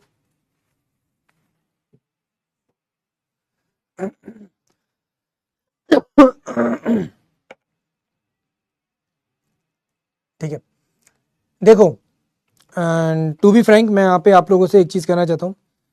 कोई भी टेक्नोलॉजी अच्छी या बुरी डिसाइड की जाती है उसके यूज करने वाले पर्सन्स के थ्रू। ठीक है, मैं यहाँ पे एक चीज समझा देता हूं। ये आपके एसआरटी का एक तरह से पार्ट है। कोई भी टेक्नोलॉजी जो आपके पास है वो अच्छी है या खराब है, वो अच्छी है या खराब है, ये डिसाइड किया जाएगा आपके माइंड के हिसाब से कि आपका माइंड उन चीज़ों को कैसे डील करता है, उन चीज़ों को कैसे देख रहा है। अगर आपकी सोच अच्छी है, आपके विचार अच्छे हैं, तो डेफिनेटली आप उस टेक्नोलॉजी का सही इस्तेमाल करेंगे। अगर आपके घर में बंदूक है, ठीक है, आप उस बंदूक को लेकर किसी को भी गोली मार रहे हो, तो डेफिनेटली वो टेक्नोलॉजी ख़राब है। पर उस बंदूक से आपने कई लोगों की जान बचाई है, तो डेफिनेटली वो बंदूक, वो टेक्नोलॉजी बहुत ज़्यादा बेहतर है। वर्ल्ड में जितने भी अब तक ब्लास्ट हुए हैं, उनसे जितने लोगों की जान नहीं गई, उससे ज़्यादा जान गई है AK-47 से। क्यों? क्योंकि AK-47 एक ऐसी बंदूक थी जो हर एक पॉसिबिलिटीज़ में काम करती थी और इजीली आतंकवादियों के हाथ पहुंच गई, एंड जिसकी वजह से हज़ारों, लाखों, करोड़ों लोग मारे गए हैं। एंड ये सच्चाई है। तो क्या AK-47 उस बंदूक की, उस टेक्नोलॉजी की गलती है? नहीं सर, उस टेक्नोलॉजी की, उस बंदूक की गलती नहीं है। गलती उन लोगों की है जिन्होंने उसको चलाया। गलती उन लोगों की है जिनको ये नहीं पता था कि बंदूक की नली किस साइड करनी है। ठीक है, तो ध्यान रखना, कोई भी टेक्नोलॉजी अच्छी या खराब तब डिसाइड होगी जब आप उसका इस्तेमाल करोगे। फॉर एग्जाम्पल, आपने AI लिया और AI से आपने जानबूझ के किसी लड़की की इमेज खराब करने के लिए वीडियो एडिट या फोटो एडिट कर दिया, तो डेफिनेटली वो टेक्नोलॉजी क्या हो गई? गलत साबित हो गई। पर उसी AI की हेल्प से आपने एक डॉक्टर के डिस्क्रिप्शन को समझने में हेल्प ली, आपने उस AI की हेल्प से, ठीक है, एग्रीकल्चर में क्या क्या बेटर परफॉर्मेंस हम कर सकते हैं उसके बारे में हेल्प ली, आपने उस AI की हेल्प से बात करना शुरू किया और अपनी इंग्लिश को इंप्रूव किया, आपने उस AI की हेल्प से ये पूछा कि मैं मैथ को कैसे आसान करके सॉल्व कर सकता हूँ, कैसे इस क्वेश्चन को आसान तरीके से सॉल्व कर सकता हूँ, इसके और कितने ऑप्शंस हो सकते हैं सॉल्व करने के। तो डेफिनेटली आपने उस AI को ज़्यादा बेटर चीज़ के लिए क्या किया? यूटिलाइज़ किया। आप अगर AI को गलत चीज़ों में इस्तेमाल करोगे तो AI का एक्सपीरियंस ख़राब होगा। AI का एक्सपीरियंस ख़राब होगा तो आगे चलकर पलटकर वो AI आप ही के लिए नेगेटिव चीज़ें प्रेजेंट करेगा, आप ही के सामने नेगेटिव चीज़ें प्रेजेंट करेगा। जैसे आपने अमेरिका में सुना होगा, एक बच्चा था जिसने AI का एक पेड वर्जन ले रखा था और उस AI के साथ वो अपनी डेली लाइफ की, इन सब की सारी चीज़ों की प्रॉब्लम शेयर कर रहा था। अब रेगुलर तुम प्रॉब्लम शेयर कर रहे हो, रेगुलर उस AI के अंदर दर्द, दुख, तकलीफें ही डाल रहे हो, तो AI कैसे आइडेंटिफाई करेगा? उसे लगेगा यार तुम आदमी ही नेगेटिव हो, तो तुम्हें सजेशंस भी नेगेटिव देने लगेगा। सजेशंस भी कैसा देगा? नेगेटिव देगा। तुम अपने किसी दोस्त के पास बैठे हो, रोज उसके सामने जाकर अरे यार भाई ये हो गया, भाई वो हो गया, तुम्हारा दोस्त क्या कहेगा? भाई भाड़ में जा मेरी तरफ से, तू आज का मरता कल मर जा, मगर भाई तू मेरा सर खाना बंद कर। वही सेम चीज AI के साथ भी है। AI का जब आप एक्सपीरियंस खराब कर दोगे ऐसी चीजें पूछ कर, डाल कर, तो AI आपको रिजल्ट भी उसी हिसाब से देगा। ठीक है, तो AI क्या है? एक बच्चे के जैसा है, छोटे बच्चे के जैसा है। जैसे आप छोटे बच्चे थे, आपके पेरेंट्स ने आपको बहुत सारी अच्छी अच्छी चीज़ें सिखाई, तो आप इतने अच्छे इंसान बन गए, है ना, आप यहाँ तक आ गए। यहाँ पर भी टीचर्स आपको सिखा रहे हैं, पढ़ा रहे हैं ताकि आप और अच्छे इंसान बन सको। AI भी एक छोटा बच्चे के जैसा ही है। आप उसे गलत चीज़ें दोगे, गलत चीज़ें उसके माइंड में डालोगे, तो वो भी कैसा बन जाएगा? गलत ही बनेगा। वेल, बात करते हैं हम लोग अंत्योदय योजना के बारे में और नेशनल रूरल लिवलीहुड मिशन के बारे में। बहुत सीधी सिंपल सी बात है, यहाँ पे कोई बड़ी चीज़ नहीं हुई है, नाम से क्लियर है। अंत्योदय योजना मतलब अनाज को लेकर बात हो रही है। किसको लेकर बात हो रही है? अनाज को लेकर बात हो रही है। किसके बारे में बात हो रही है? रूरल एरिया के, रूरल एरिया मतलब गांव के एरिया के लिवलीहुड के बारे में। मतलब लोगों के लाइफस्टाइल को बेटर बनाने की बात हो रही है, दैट्स इट। बहुत सीधी सिंपल सी बात है। अब रूरल एरिया की बात हो रही है तो इसे कौन लेकर आएगा? कौन लेकर आएगा? फाइनेंस मिनिस्टर लेकर आएगा? नहीं। गृह मंत्रालय लेकर आएगा? नहीं। कौन लेकर आएगा? मिनिस्ट्री ऑफ रूरल डेवलपमेंट लेकर आएगा। सीधी सिंपल सी बात है। कौन लेकर आएगा? मिनिस्ट्री ऑफ रूरल डेवलपमेंट लेकर आएगा। वर्ल्ड का लार्जेस्ट पॉवर्टी इरेडिकेशन प्रोग्राम है ये, वर्ल्ड का लार्जेस्ट। क्यों? क्योंकि इंडिया आज के टाइम पीरियड में विजन 2047 के ऊपर काम कर रहा है। किसके ऊपर? हमारा ऑब्जेक्टिव है क्या? विजन 2047। अब ये जो विजन 2047 है, इसे अचीव कैसे किया जा सकता है? इसे अचीव इस तरीके से नहीं किया जा सकता कि हर आदमी को सरकारी नौकरी दे दी जाए। इसे अचीव तब किया जा सकता है जब छोटे से छोटे लेवल पर भी गरीब से गरीब आदमी को भी बेसिक जो ज़रूरत है वो उसकी फुलफिल होने लगे, उसे एटलीस्ट रोटी कपड़ा और मकान के लिए परेशान ना होना पड़े। तभी ये चीज़ क्या हो सकती है? सक्सेसफुल हो सकती है। तभी ये चीज़ क्या हो सकती है? सक्सेसफुल हो सकती है। तो सबसे पहली चीज़, इसे कब शुरू किया गया था? 2011 में शुरू किया गया था। किस नाम से? स्वर्ण जयंती ग्राम स्वरोजगार योजना के नाम से। 2016 में इसे चेंज किया गया और पंडित दीनदयाल उपाध्याय अंत्योदय योजना के नाम से इसको शुरू किया गया। और यहाँ पर पंडित दीनदयाल उपाध्याय की जो फिलॉसफीज थी, जो आइडियोलॉजी थी, है ना, उसको यहाँ पे लाया गया। अब देखो, अब यहाँ पर बहुत सारी बातें होती हैं। कई लोग कहते हैं सर ये एक सोशलिस्ट आइडियोलॉजी है, पर पंडित दीनदयाल उपाध्याय भी तो सोशलिस्ट थे। पर दोनों में फर्क क्या है? दोनों में फर्क क्या है? बहुत जमीन आसमान का फर्क है। दो तरह के सोशलिज्म है, दो तरह के सोशलिज्म है। एक वो आदमी जो अपने आप को गरीब गरीब गरीब बोल बोल के सारे बेनिफिट ले रहा है। दूसरा आदमी ये कह रहा है कि भाई मुझे बस इस गरीबी से बाहर निकाल दो, फिर उसके बाद मैं खुद संभाल लूंगा। एक वो आदमी भी है। तो इन दोनों चीज़ों का आप लोगों को ध्यान रखना है, ठीक है। तो यहाँ पर पंडित दीनदयाल उपाध्याय का कहना ये था कि भाई साहब जो भी गरीब आदमी है उसे गरीबी से बाहर निकालना बस हमारा काम है। उसके बाद उसका काम है कि वो क्या कर सकता है। फॉर एग्जाम्पल, यहाँ पे जितने भी टीचर हैं उन सब ने तुमको बहुत अच्छे से पढ़ाया, सबको बराबर पढ़ाया। मैं भी सबको एक जैसा पढ़ाता हूँ। क्या ऐसा है कि मैं क्लास में जो भी कुछ बोल रहा हूँ वो केवल आधे बच्चों के कान में जा रहा है, आधे बच्चों के कान में नहीं जा रहा, या फिर उन्हीं बच्चों को केवल सुनाई जा रहा है दे रहा है जो मेरे फेवरेट है? मैं सबके लिए एक जैसा ही बोल रहा हूँ ना। सबके मोबाइल में एक जैसी आवाज़ आ रही है, सबको एक जैसा समझा भी रहा हूँ। किसी के साथ भेदभाव तो नहीं किया कि यार हाँ यहाँ पर एक लड़का है जिसका नाम है लक्ष्मण, मैं उसकी हेल्प कर रहा हूँ, या फिर यहाँ पे एक लड़का है जिसका नाम है मोहित, मैं उसको स्पेशली ट्रीट कर रहा हूँ। यहाँ पे कोई लड़की है जिसका नाम है कनिका, मैं उसको स्पेशली ट्रीट करता हूँ। क्यों? क्योंकि वो मेरे क्लोज हैं, बाकी लोगों को मैं पसंद नहीं करता। ऐसा कुछ है? नहीं, सबके लिए बराबर कर रहा हूँ ना। हम लोगों ने तुम सबको एक पैरेलल प्लेटफॉर्म पे लाकर खड़ा कर दिया, सबको बराबर पढ़ाया, सबको एक जैसी नॉलेज दी, सबको एक जैसा आगे आने का मौका दिया। अब तुम्हारे ऊपर डिपेंड करता है कि तुम इसके ऊपर कैसे जाओगे, तुम एग्जाम में कैसा परफॉर्म करोगे, तुम्हारे ऊपर डिपेंड करता है। कोई टीचर तुम्हारी पेंसिल नहीं चलाएगा, तुम्हें बताएगा नहीं। अब तुम्हारी मेहनत है जो काम करेगी। आगे जाकर एकेडमी में कैसा करोगे तुम्हारे ऊपर डिपेंड करता है। बात समझ में आई? तो सेम यहाँ पर भी है कि भाई जो पुअर और पुअरेस्ट जो लोग होते हैं उनको उठाकर समाज में ऊपर लेकर आ जाए, फिर उसके ऊपर छोड़ दिया जाए कि भाई अब तुम्हारा काम है कि तुम आगे बढ़ो। अब ये किया कैसे जा सकता है? देखो, इसका बहुत सीधा सिंपल सा तरीका है। जो भी रूरल हाउस होल्ड है उनमें स्पेशली वुमेन्स को टारगेट किया जाए, क्योंकि ज़्यादातर हम लोग सोसाइटी में नोटिस करते हैं पुरुष कैसे होते हैं, पैसा वैसा मिल गया, चलो यार आज पार्टी कर लेते हैं, आज खा लेते हैं, आज पी लेते हैं, आज ये कर लेते हैं, आज वो कर लेते हैं। महिलाएं भी गलत काम करती हैं, ऐसा नहीं करती, करती हैं, पर ज़्यादातर महिलाएं जो परिवार से जुड़ी हैं वो क्या करती हैं, भाई पैसा आया चलो अपने बच्चे की फीस दे दी, घर के लिए राशन ले लिया, ये सब काम है ना। तो इसीलिए महिलाओं को यहाँ पे स्पेशली फोकस किया गया है। दूसरा, जो भी सेल्फ हेल्प ग्रुप है, जो भी सेल्फ हेल्प ग्रुप है उनको प्रमोट किया जाए, ठीक है। उन्हें फाइनेंशियली इंक्लूसिव कंडीशन में लाया जाए। कैसे लाया जाएगा? फाइनेंशियली लोगों को इंडिपेंडेंट कर दो।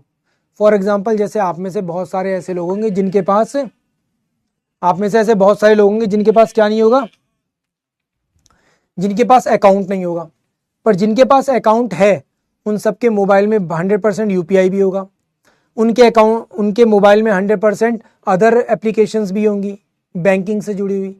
पर जिनके पास नहीं है वो क्या करेंगे? क्या वो कर सकते हैं क्या इस्तेमाल? नहीं कर पाएंगे। कर पाएंगे? नहीं कर पाएंगे। सीधी सिंपल सी बात है ना। इसके अलावा लिवलीहुड डाइवर्सिफिकेशन, लोगों को केवल और केवल एग्रीकल्चर के ऊपर डिपेंड मत रखो।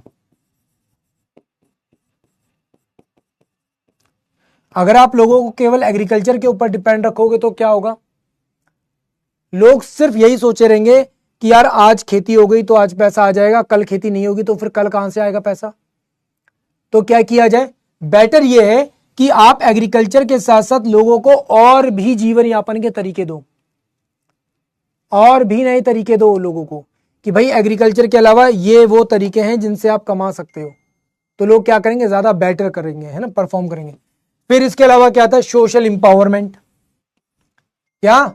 सोशल इंपावरमेंट, कि लोगों को सोशली आगे लेकर आओ। कैसे लेकर आओगे? फॉर एग्जाम्पल मे बी आप में से कुछ बच्चे ऐसे होंगे जिनके फादर की सैलरी बहुत अच्छी होगी, आप में से कुछ बच्चे ऐसे होंगे जो कि फार्मर्स होंगे, है ना, फार्मर्स होंगे। सोचो आप दोनों का सिलेक्शन हो गया एनडीए में और आप दोनों एनडीए पहुंच गए। अब जैसे ही आप दोनों एनडीए पहुंचे, आप दोनों की फैमिली क्या हो जाएंगी? एक बराबर आ जाएंगे।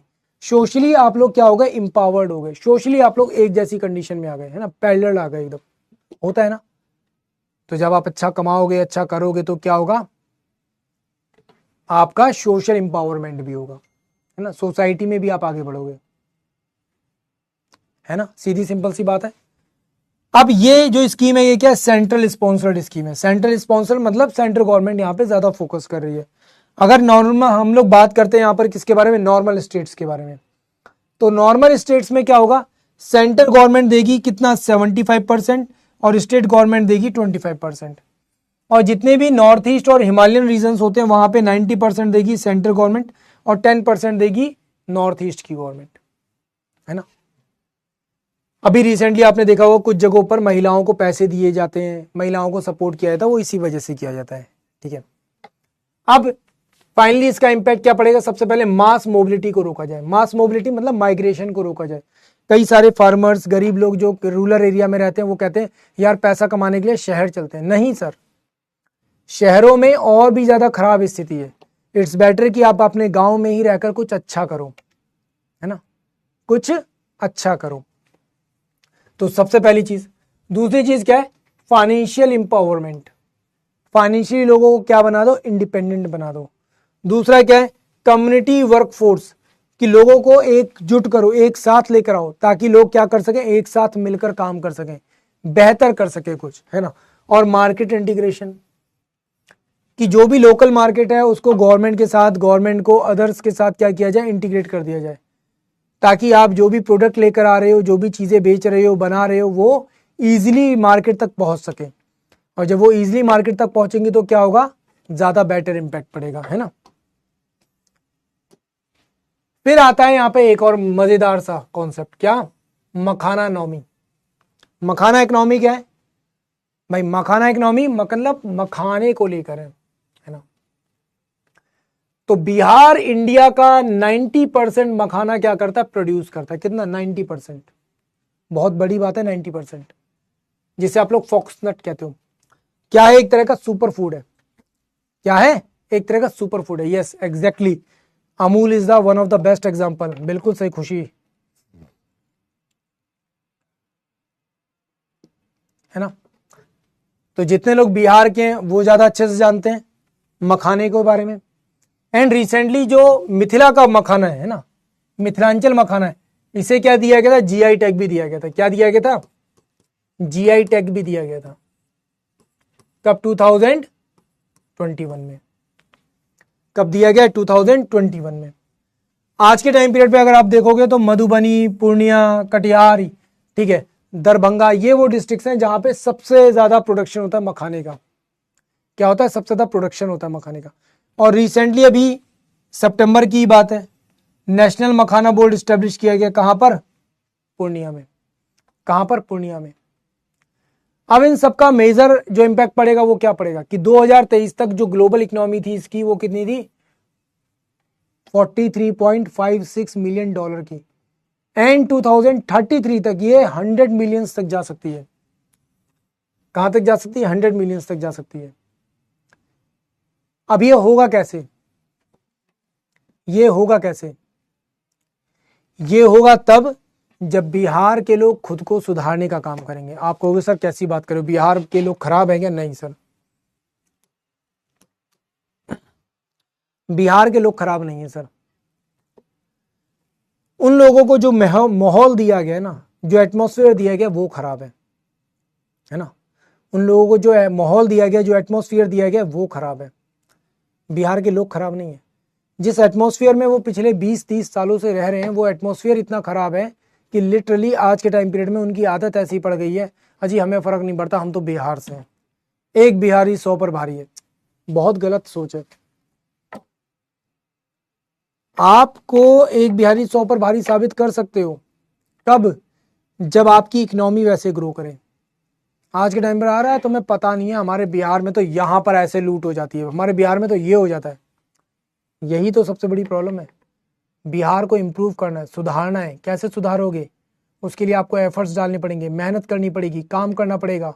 सिविक सेंस को डेवलप करो। अपने आसपास अगर लोग गलत कर रहे हैं तो उसको सही करो। मैं आपको एक बच्चे का मैसेज दिखाऊंगा, लिटरली मैं देख के हैरान रह गया था। उस बच्चे ने बताया सर मेरे घर के पास एक जगह, मैं नाम नहीं लूंगा, ऐसी इनडायरेक्टली बता रहा हूँ आपको, कि सर मेरे घर के पास एक जगह पर फेक आधार कार्ड बनाया जाता है 7,000 रुपये लेकर। सर मैं क्या करूं? मैंने कहा बेटा एक ही चीज़ हो सकती है, आपको अथॉरिटीज़ को कंप्लेंट करनी चाहिए। तो उसने बोला सर डर लगता है, मैंने मेल कर दी है। मैंने कहा बेटा मेल पे तो पता नहीं रिवर्ट करेंगे नहीं करेंगे, बट इट्स बेटर आप ट्विटर या किसी और सोशल मीडिया हैंडल पे उनके मैसेज कर दो।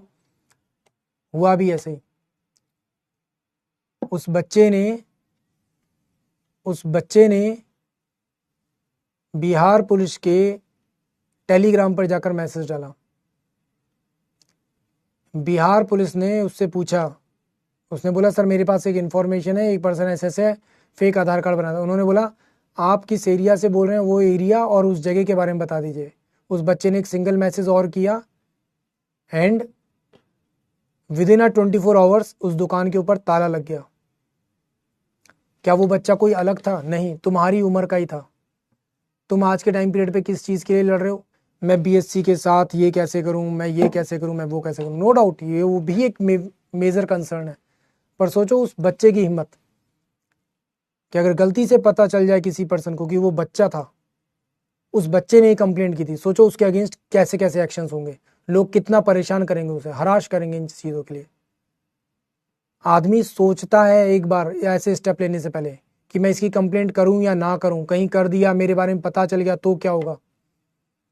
एक बहुत बड़ी बात होती है, ये बहुत बड़ी बात होती है।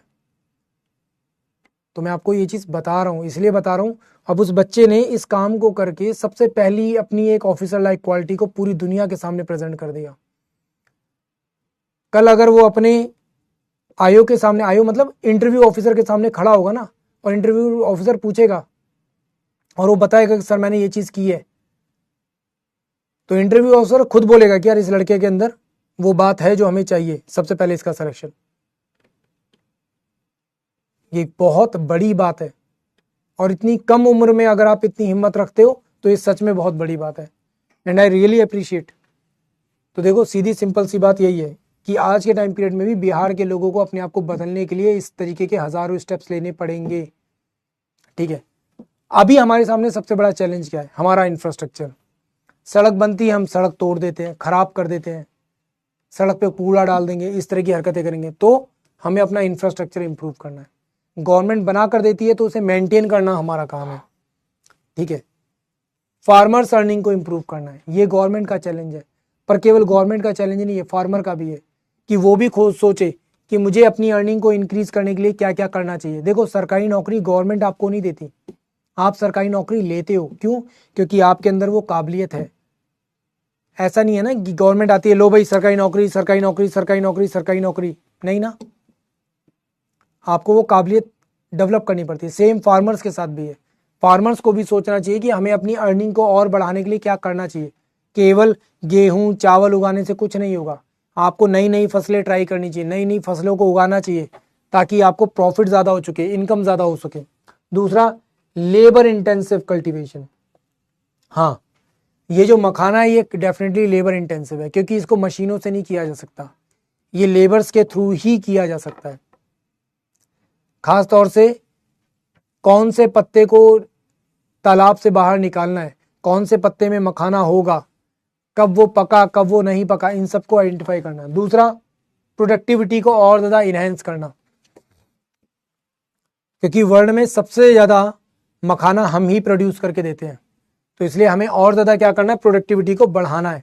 और ना केवल बिहार में, बिहार के अलावा भी अगर कुछ अदर स्टेट्स हैं जो इतने काबिल हैं जहाँ पर उगाया जा सकता है, तो उनको भी आगे आना चाहिए, ताकि हम लोग इसके थ्रू एक अच्छी अर्निंग कर सकें। सोचो, आप में से कई लोगों ने एक फ्रूट खाया होगा जिसका कोई अजीब सा स्वाद होता है, जिसका नाम है एल्वाकाडो। क्या एल्वाकाडो इंडिया का फ्रूट है? No sir, it's not a Indian fruit. Avocado basically South American countries और लैटिन अमेरिकन कंट्रीज में मिलता है। धीरे धीरे ये फ्रूट साउथ अमेरिका और लैटिन अमेरिका से अमेरिका पहुंचा। अब जो चीज़ अमेरिका पहुंच जाए, तो अगर अमेरिका गोबर खाएगा ना, तो पूरा का पूरा यूरोप गोबर खाना शुरू कर देता है, ये रियलिटी है। तो यूरोप ने बोला यार तुम लोग खा रहे हो तो हमें भी दो यार, हम भी टेस्ट करेंगे एल्वाकाडो। पूरे यूरोप को पता चला, अरे यार ये तो बहुत अच्छा फ्रूट है यार, हम भी खाएंगे। पूरे के पूरे यूरोप ने खाना शुरू कर दिया।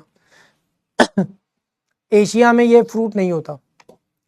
फिर धीरे धीरे इंडिया में so called influencers, so called fitness वाले जो लोग थे, उन्होंने बोला यार एल्वाकाडो खाना चाहिए, अमेरिका से आता है, एल्वाकाडो खाना चाहिए, ड्रैगन फ्रूट खाना चाहिए। ड्रैगन फ्रूट भी इंडिया में नहीं होता, पर आज के टाइम पीरियड में ड्रैगन फ्रूट और एल्वाकाडो दोनों इंडिया में हो रहे हैं, है ना, दोनों इंडिया में प्रोड्यूस किए जा रहे हैं।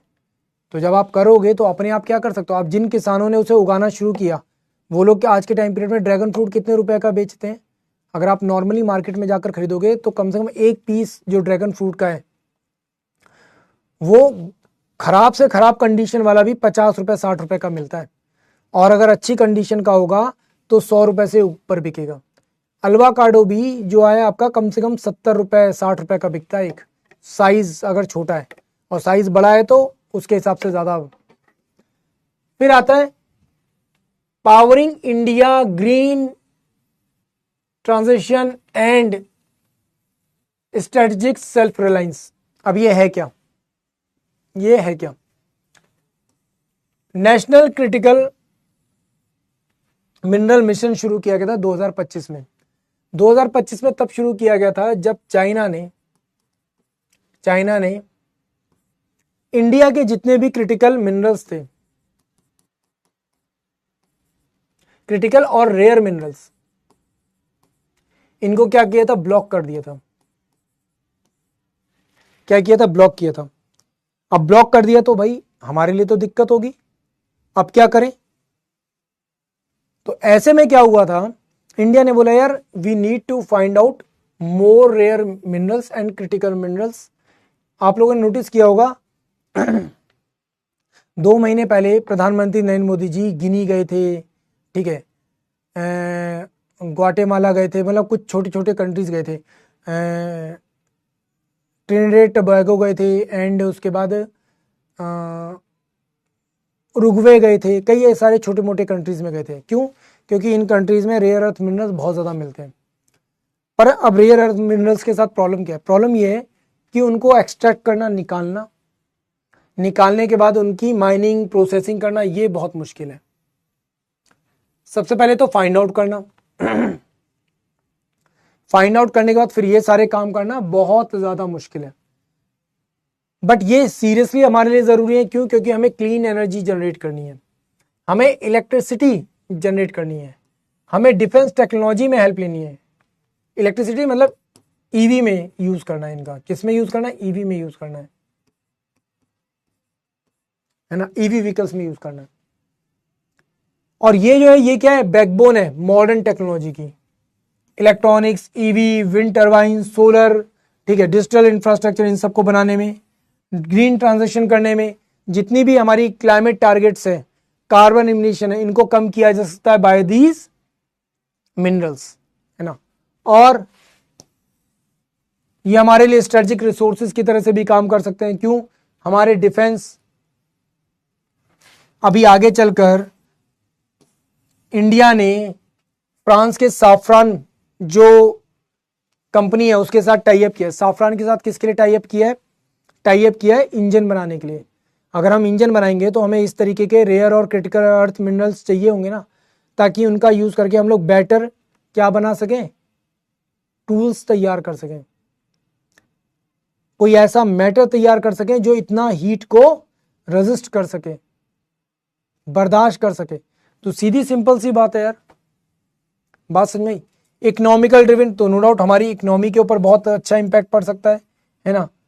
अगर आप कार्बन प्रोड्यूस करोगे तो उस कार्बन को कम करने के लिए आपको पैसा खर्च करना पड़ेगा। अगर आप ऐसी एनर्जी यूज करो जहां पे कार्बन प्रोड्यूस ही नहीं हो रहा है तो डेफिनेटली आपका पैसा भी बचेगा, है ना। आपकी मैन्युफैक्चरिंग जो कॉम्पिटिटिवनेस है वो भी क्या हो जाएगी, ज्यादा बेटर हो जाएगी। तो ये सारी चीजें कहां पे आती हैं, यहां पे आती हैं। तो ग्रीन ट्रांजिशन समझ में आया आपको, ये बात भी समझ में आई। अब बात करते हैं कि आखिर ये मिनरल्स हैं क्या, rare earth minerals and critical minerals होते क्या है, ये बात करते हैं।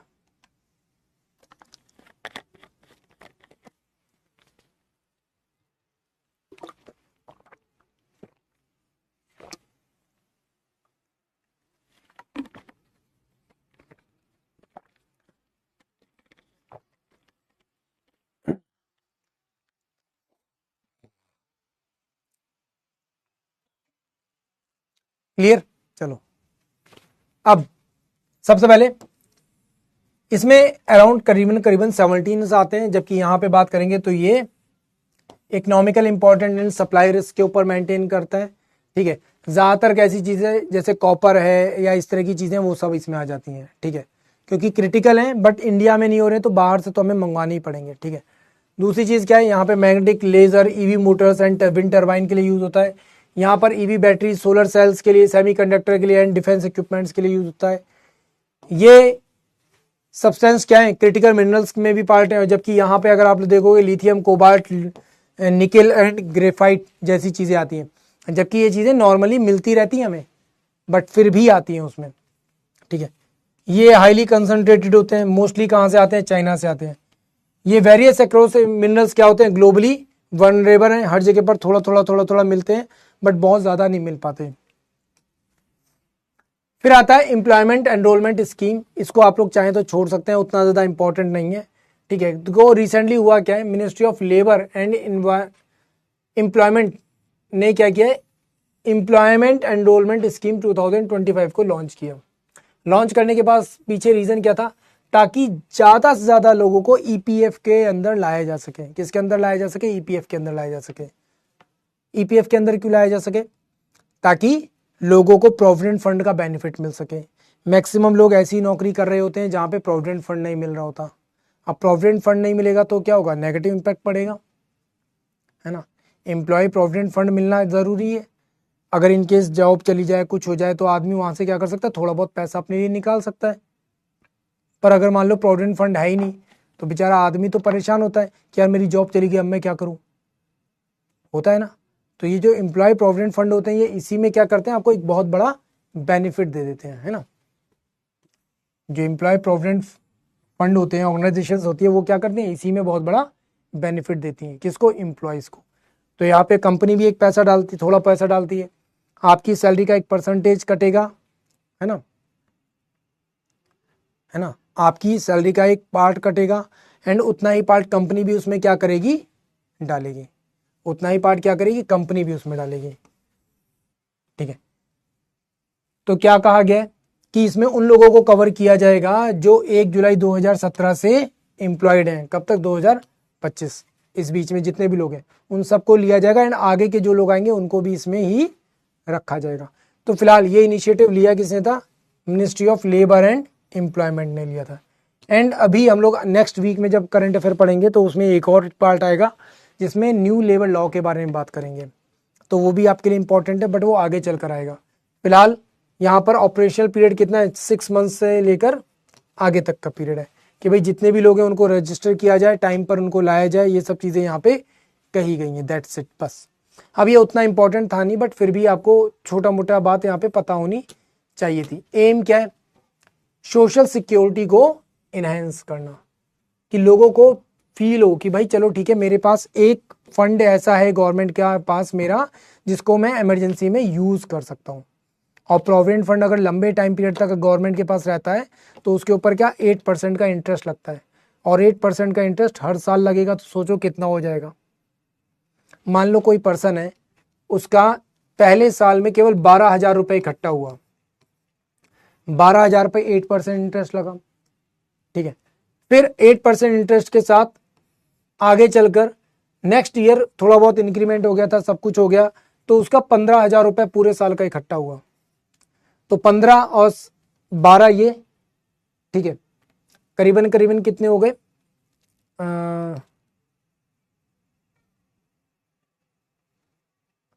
12,000, ये होगा 12,920 रुपये कुछ होगा, 8% के इंटरेस्ट के हिसाब से 12,920 रुपये समथिंग कुछ होगा। एंड 15,000 इस बार हो गए, तो अब क्या होगा, इस पूरे पार्ट के ऊपर क्या लगेगा, 8% का इंटरेस्ट लगेगा। अब इस पूरे पार्ट पे लगेगा, तो पूरा पार्ट देखोगे तो कितना हो गया, करीब करीब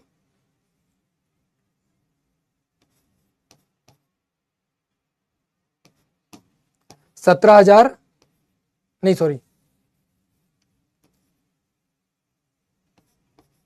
27,920 रुपए। अब इसके ऊपर लगेगा 8% का इंटरेस्ट, नेक्स्ट ईयर फिर बढ़ जाएगा। तो एक तरह से देखा जाए तो कंपाउंडिंग हो रही है ना, तो लोगों को क्या होता है, उस कंपाउंडिंग का बहुत बड़ा बेनिफिट हो जाता है। क्या होता है, एक सेकंड भाई, तुम्हारे चेतन सर का कॉल है। यस चेतन सर, सर मैं 57 नंबर में हूं, शौर्य वाले बच्चों का शौर्य बढ़ा रहा हूं सर। सबको मेरा प्यार नमस्कार बोलना। सर एक बार फिर से ये वाली बात रिपीट कर दो बच्चों के लिए सर। सभी को नमस्कार जी, सभी को नमस्कार और मेरा प्यार, कैसे हो सब? सर आपकी बात बच्चों तक पहुंचा दी है हम लोगों ने। बहुत शुक्रिया सर। जी बताइए सर। आपसे जा रहे हो क्या? हाँ बिल्कुल सर, बस सर थोड़ा सा वेट कर लो, मैं आ रहा हूँ नीचे, या फिर आप ऊपर आ जाओ, ठीक है सर। बैग ऊपर ही है मेरा सर। ठीक है। Okay sir, thank you.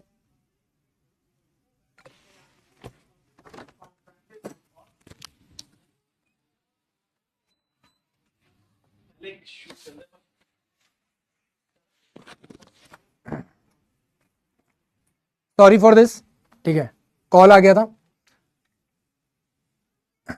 चलो अभी आएंगे सर तो मिलवाता हूँ, चेतन सर से मिलवाता हूँ, और एक बहुत इंपॉर्टेंट पर्सन और भी हैं, ठीक है, जो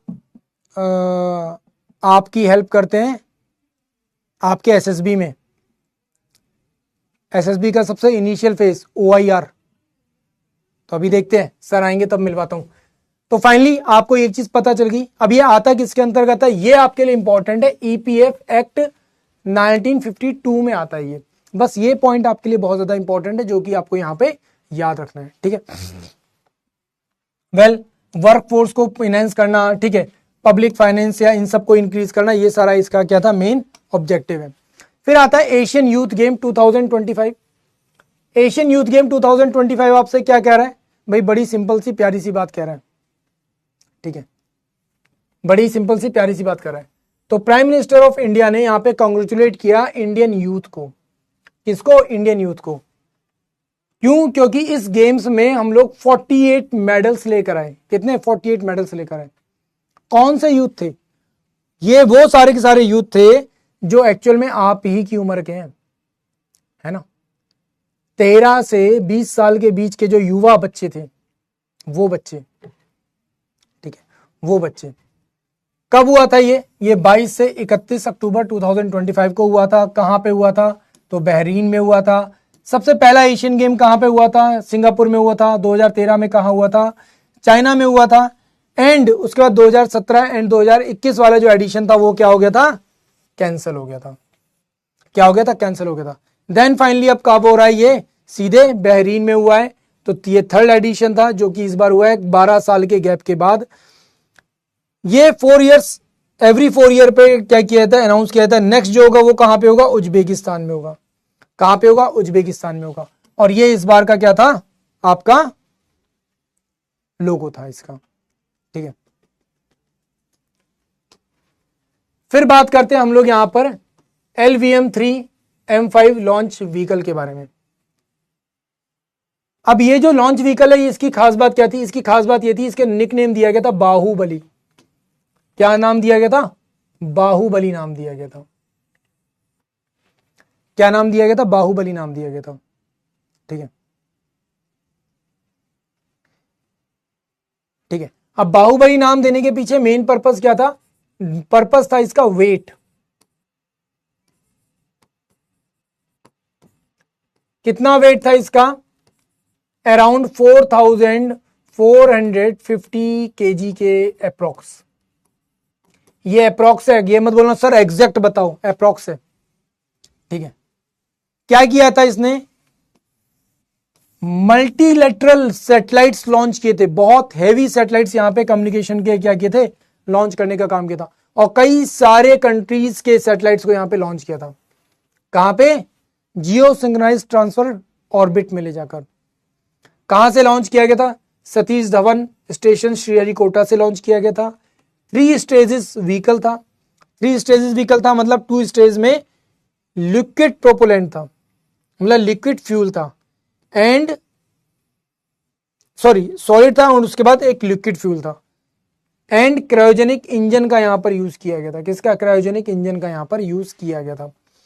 तो यहां पर जो स्टेजेस हैं ये क्या है? फ्यूल को लेकर है। किस फ्यूल का यहां पर यूज कर रहे हैं ये लोग? तो 2 जगह पर सॉलिड हुआ है और 1 जगह पर लिक्विड फ्यूल का यहां पर इस्तेमाल किया गया था।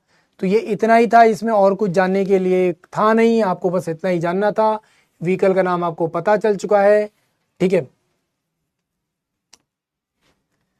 फिर आता है मेटियोर मिसाइल।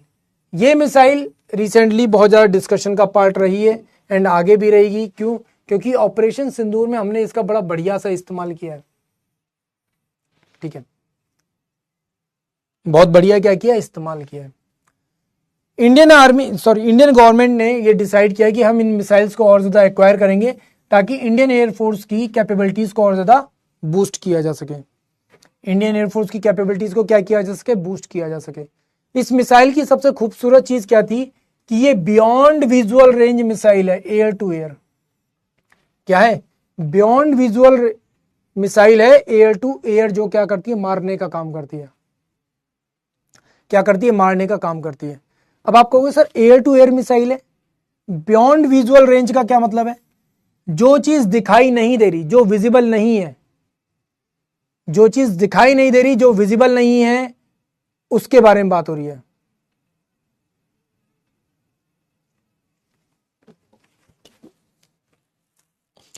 भाई सचिन, तेरे जीडी में यही आएगा क्या? एसएसबी में कि चलो आओ आज सब लोग बैठ के यहां पे डिस्कशन करते हैं। फेवरेट टीचर ये वाला फेवरेट टीचर, ये वाला फेवरेट टीचर, ये वाला फेवरेट टीचर।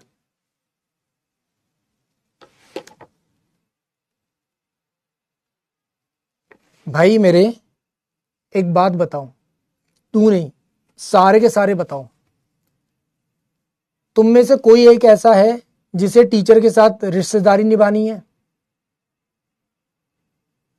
तुम में से कोई ऐसा है जिसे टीचर के साथ ब्याह करना है, शादी करनी है, कि सर मैं तो शादी करूंगा इस वाले टीचर के साथ? हैं?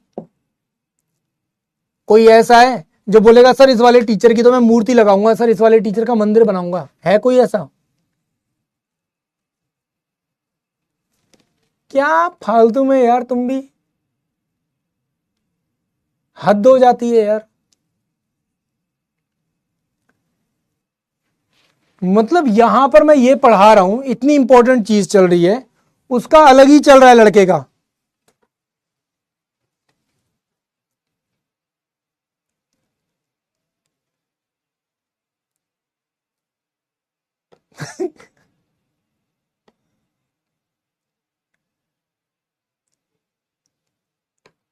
हद है यार। भाई एक बात बताऊं, एक चीज ध्यान रखना, let me clear one thing. देखो मेरे साथ तो तुम लोग हो जाते हो बहुत ज्यादा नाराज कि यार लोकेश सर तो यार डांटते। आज मैंने डांटा नहीं, मैंने इसलिए नहीं डांटा, मैंने कहा छोड़ो यार, रोज तुम लोग मेरे से डांट सुनते हो, हर हफ्ते तुम आते हो डांट सुनते हो, फिर वही उल्टे सीधे कमेंट करते हो। मैंने कहा आज मैं प्यार से बात करता हूं। अब पूरा दिन निकल चुका है, टाइम पूरा हो चुका है, केवल 2 मिनट बचे हुए हैं क्लास को खत्म होने में, टाइम खत्म होने में। वो मेरे ऊपर है कि मैं आधा घंटा 1 घंटा और एक्स्ट्रा पढ़ा दूं, वो मेरे ऊपर है, ठीक है। पर अपने पास कितना करंट अफेयर, कितने टॉपिक कवर किए हमने करंट अफेयर के, ईमानदारी से बताओ। अगर यहीं पर मैं अपने तरीके से पढ़ा रहा होता, अपनी स्पीड से पढ़ा रहा होता, तो शायद पूरा करंट अफेयर खत्म कर चुके होते हम लोग, ठीक है। अब पहली बात तो ये, आओ सर बैठ जाओ। दूसरी चीज, भाई देख, सब्जेक्ट कोई सा भी हो, किसी सब्जेक्ट के साथ ना मोहब्बत करके मत बैठ जाना, किसी टीचर के साथ मोहब्बत मत करना। क्यों नहीं करनी है तुमको? रीजन दे रहा हूं मैं तुम्हें, बहुत क्लियर और साफ सुथरा रीजन देता हूं। भाई तुम्हें करना है एग्जाम पास, तुम्हारे लिए एग्जाम में हर एक चीज इंपॉर्टेंट है, हर एक चीज इंपॉर्टेंट है। तुम किसी एक के साथ कनेक्ट हो जाओगे ना, फिर तुम दूसरी चीज नहीं कर पाओगे। तो इक्वल वेटेज के साथ चलो, इक्वल माइंड को सर्कुलेट करो, जगह बराबर बनाकर। अब मेरा माइंड क्या है? मेरा माइंड तो ये, भाई मुझे पता है मेरा जो करंट अफेयर पढ़ा रहा हूं 100% ये करंट अफेयर अभी तो काम आएगा तुम्हारे एग्जाम में, इसके बाद तुम्हारे एसएसबी में भी काम आएगा, तुम्हारे जीडी में काम आएगा, तुम्हारे लेक्चरेट में काम आएगा, तुम्हारे इंटरव्यू में भी काम आ जाएगा। और यही नहीं, तुम्हारा माइंडसेट, तुम्हारे डिसीजन मेकिंग पावर इसी करंट अफेयर से तैयार होती है। तुम तभी बोल पाओगे जब तुम्हें पता होगा कुछ, तुम्हें पता ही नहीं है, तुम ऐसे बैठे रहोगे। Yes yes I am agree with you, yes I am agree with you, I will align with you, totally agree, totally agree. I am agree with chest number 13, yes chest number 13 you are right. तुम यही करते रह जाओगे और यही होता है। तुम जिस दिन अपने पहले एसएसबी में पहुंचोगे, या तुमने किसी भी पर्सन का अगर एसएसबी इंटरव्यू देखा होगा, तो वो बताएगा कि ये चीज होती है एसएसबी में। At the time of GD तो बहुत ज्यादा होती है। और इनकेस अगर सिस्टमेटिक वे में तुम्हारा जीडी चल रहा है ना, तब भी तुम्हारे पास कुछ टाइम कुछ नहीं होगा। क्यों? जो सबसे पहले खड़ा हुआ है उसने तो सब कुछ बोल दिया। जब तक तुम्हारा नंबर आएगा तुम खड़े होगे। Gentleman, I am totally agree with the chest number 13, chest number 14 and chest number 15. Thank you so much. बैठ जाओगे बस। भाई यहां पर पढ़ाई पे ध्यान दो, सिर्फ पढ़ाई पर ध्यान दो। तुम यहां पर सिर्फ एक ही चीज के लिए आए हो, और वो है केवल पढ़ने के लिए।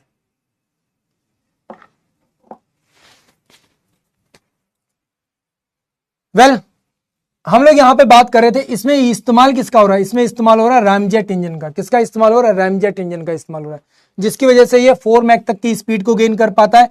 एंड सबसे खूबसूरत बात ये, इसे फर्स्ट शूट फर्स्ट किल की खास बात है इसकी, कि आप पहले ही इसे फायर कर दो और ये अपने आप ही अपने टाइगर को, मतलब सॉरी अपने टाइगर बोल रहा हूं, अपने टारगेट को आइडेंटिफाई करेगी एंड उसे मार देगी।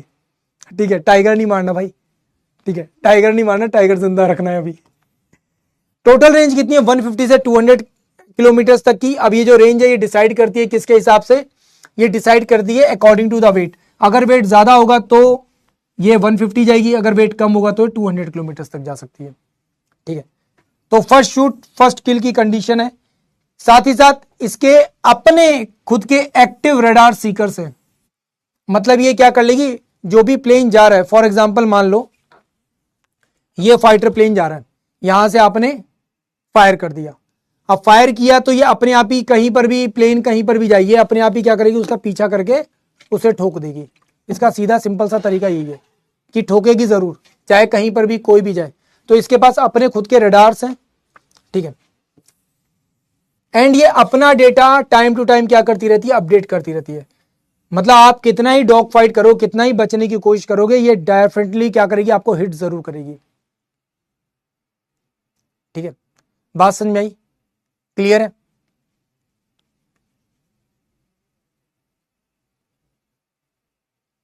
क्लियर है? बात समझ में आई? एक सेकंड, यस सर।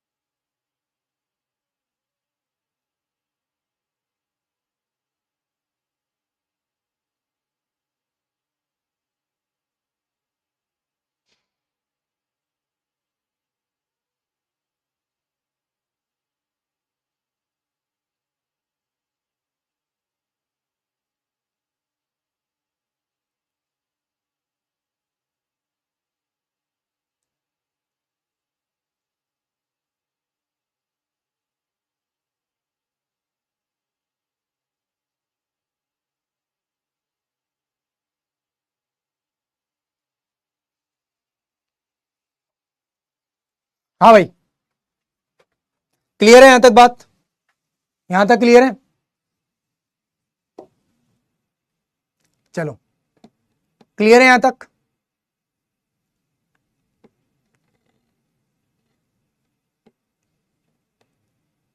बेटा जीके से रिलेटेड डिस्कशन नहीं होता, पर जीके के बहुत से ऐसे टॉपिक होते हैं जिनका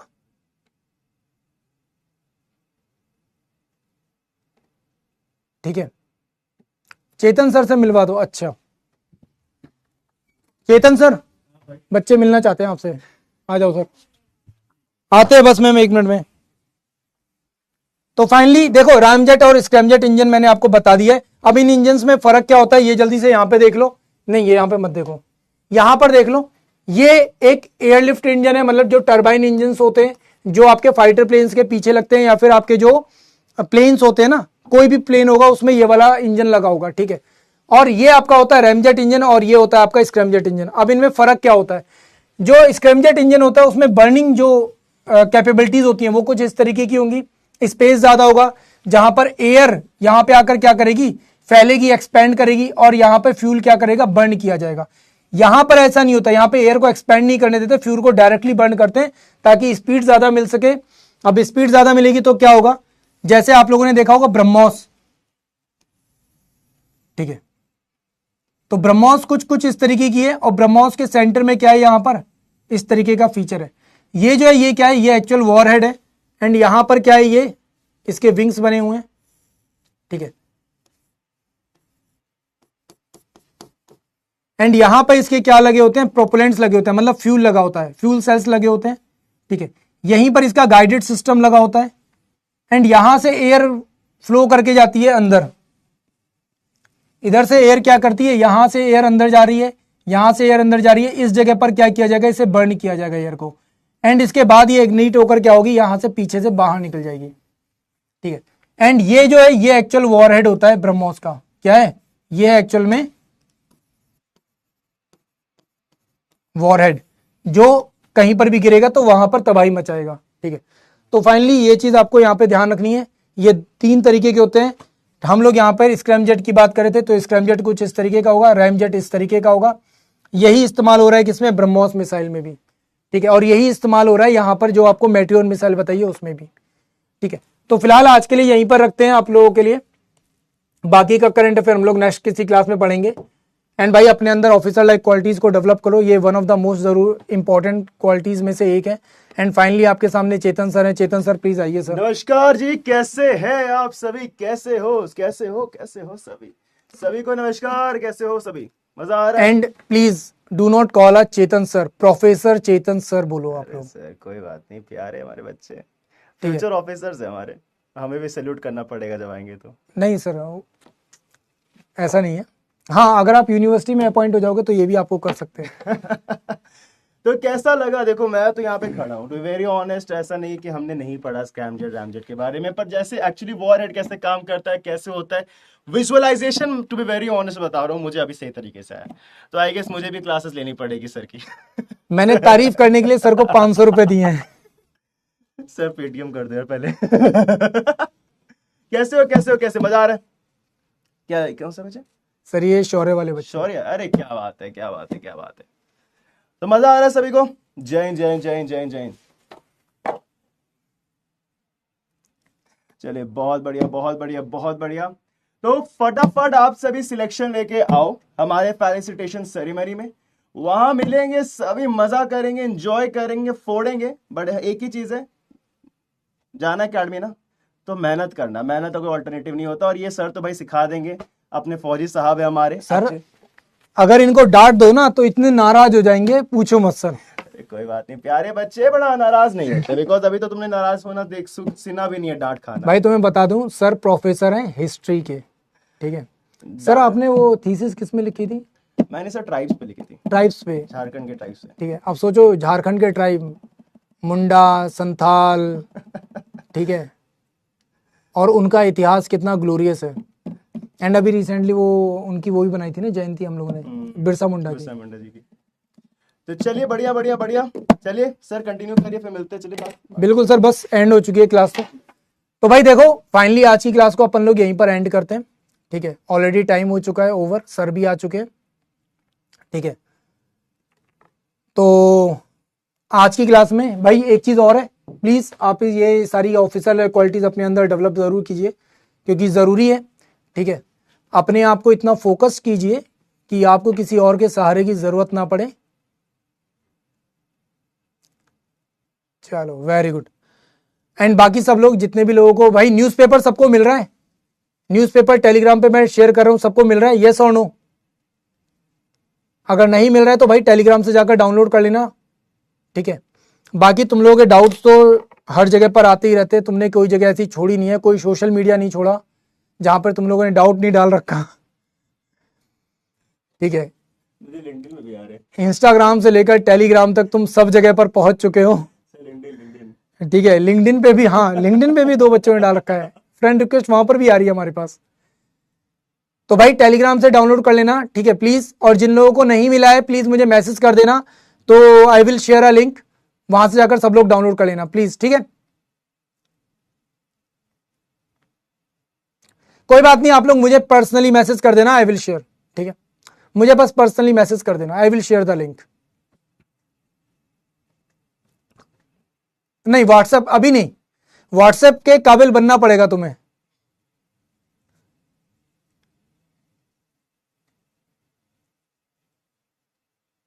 हाँ, अरे सारी रिक्वेस्ट एक्सेप्ट करूंगा, तुम डालो तो सही पहले रिक्वेस्ट। यार नोट्स कैसे बनाए? गंगा कुमारी भाई कुछ मत कर, सिर्फ जितना पढ़ा है उसको लिख। जिस दिन लिखना शुरू करेगी नोट्स अपने आप बनने लगेंगे। हम लोग सबसे पहली दिक्कत यही है कि पेन उठाकर बैठ जाते हैं और ये सोचते रहते हैं लिखे क्या लिखे क्या लिखे क्या। लिखो सबसे पहले, पेन चलाओ। अच्छा, पर्सनल ये है, आपको लिखना है सीधे LOKESH, लोकेश सिंह सर। मैं आपको टेलीग्राम पे मिल जाऊंगा, विदाउट स्पेस लिखना, मैं आपको टेलीग्राम पे मिल जाऊंगा। ठीक है, ठीक है अमृता बेटा, इसीलिए तो आज हमने कंप्लीटली बंद करके रखी थी चैट। पर नेक्स्ट क्लास में मैं ये क्या बोलते हैं, पैम्परिंग नहीं करूंगा। नेक्स्ट क्लास में मैं ये लप्पू झन्ना वाली क्लास नहीं चलाऊंगा। नेक्स्ट क्लास में मैं अपने फुल पोटेंशियल पर आकर पढ़ाऊंगा, एंड तुम्हें वैसे ही पढ़ना होगा। ये बेबी सिटिंग नहीं होगी यहाँ पर, कोई भी बेबी वो और स्पून फीडिंग कुछ नहीं होगा। ठीक है, मैं किसी का डायपर चेंज नहीं करूंगा क्लास में, ध्यान रखना। साफ सीधी बात है, if you want to become a officer then you should behave like a officer. ये छोटी छोटी बातों पर मुंह फुलाना बंद कर दो। अगर यहाँ पे 1000 बच्चे हैं, 1000 में से 900 बच्चों को समझ में आ रहा है, 100 को समझ में नहीं आ रहा है, इट मीन्स उन 100 बच्चों को मेहनत करनी चाहिए।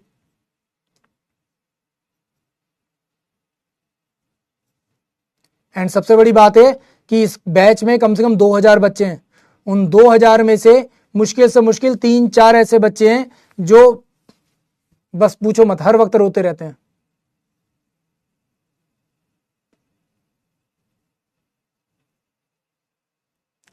चलो ठीक है, तो फाइनली आज के लिए हम लोग आप लोगों से लेते हैं विदा।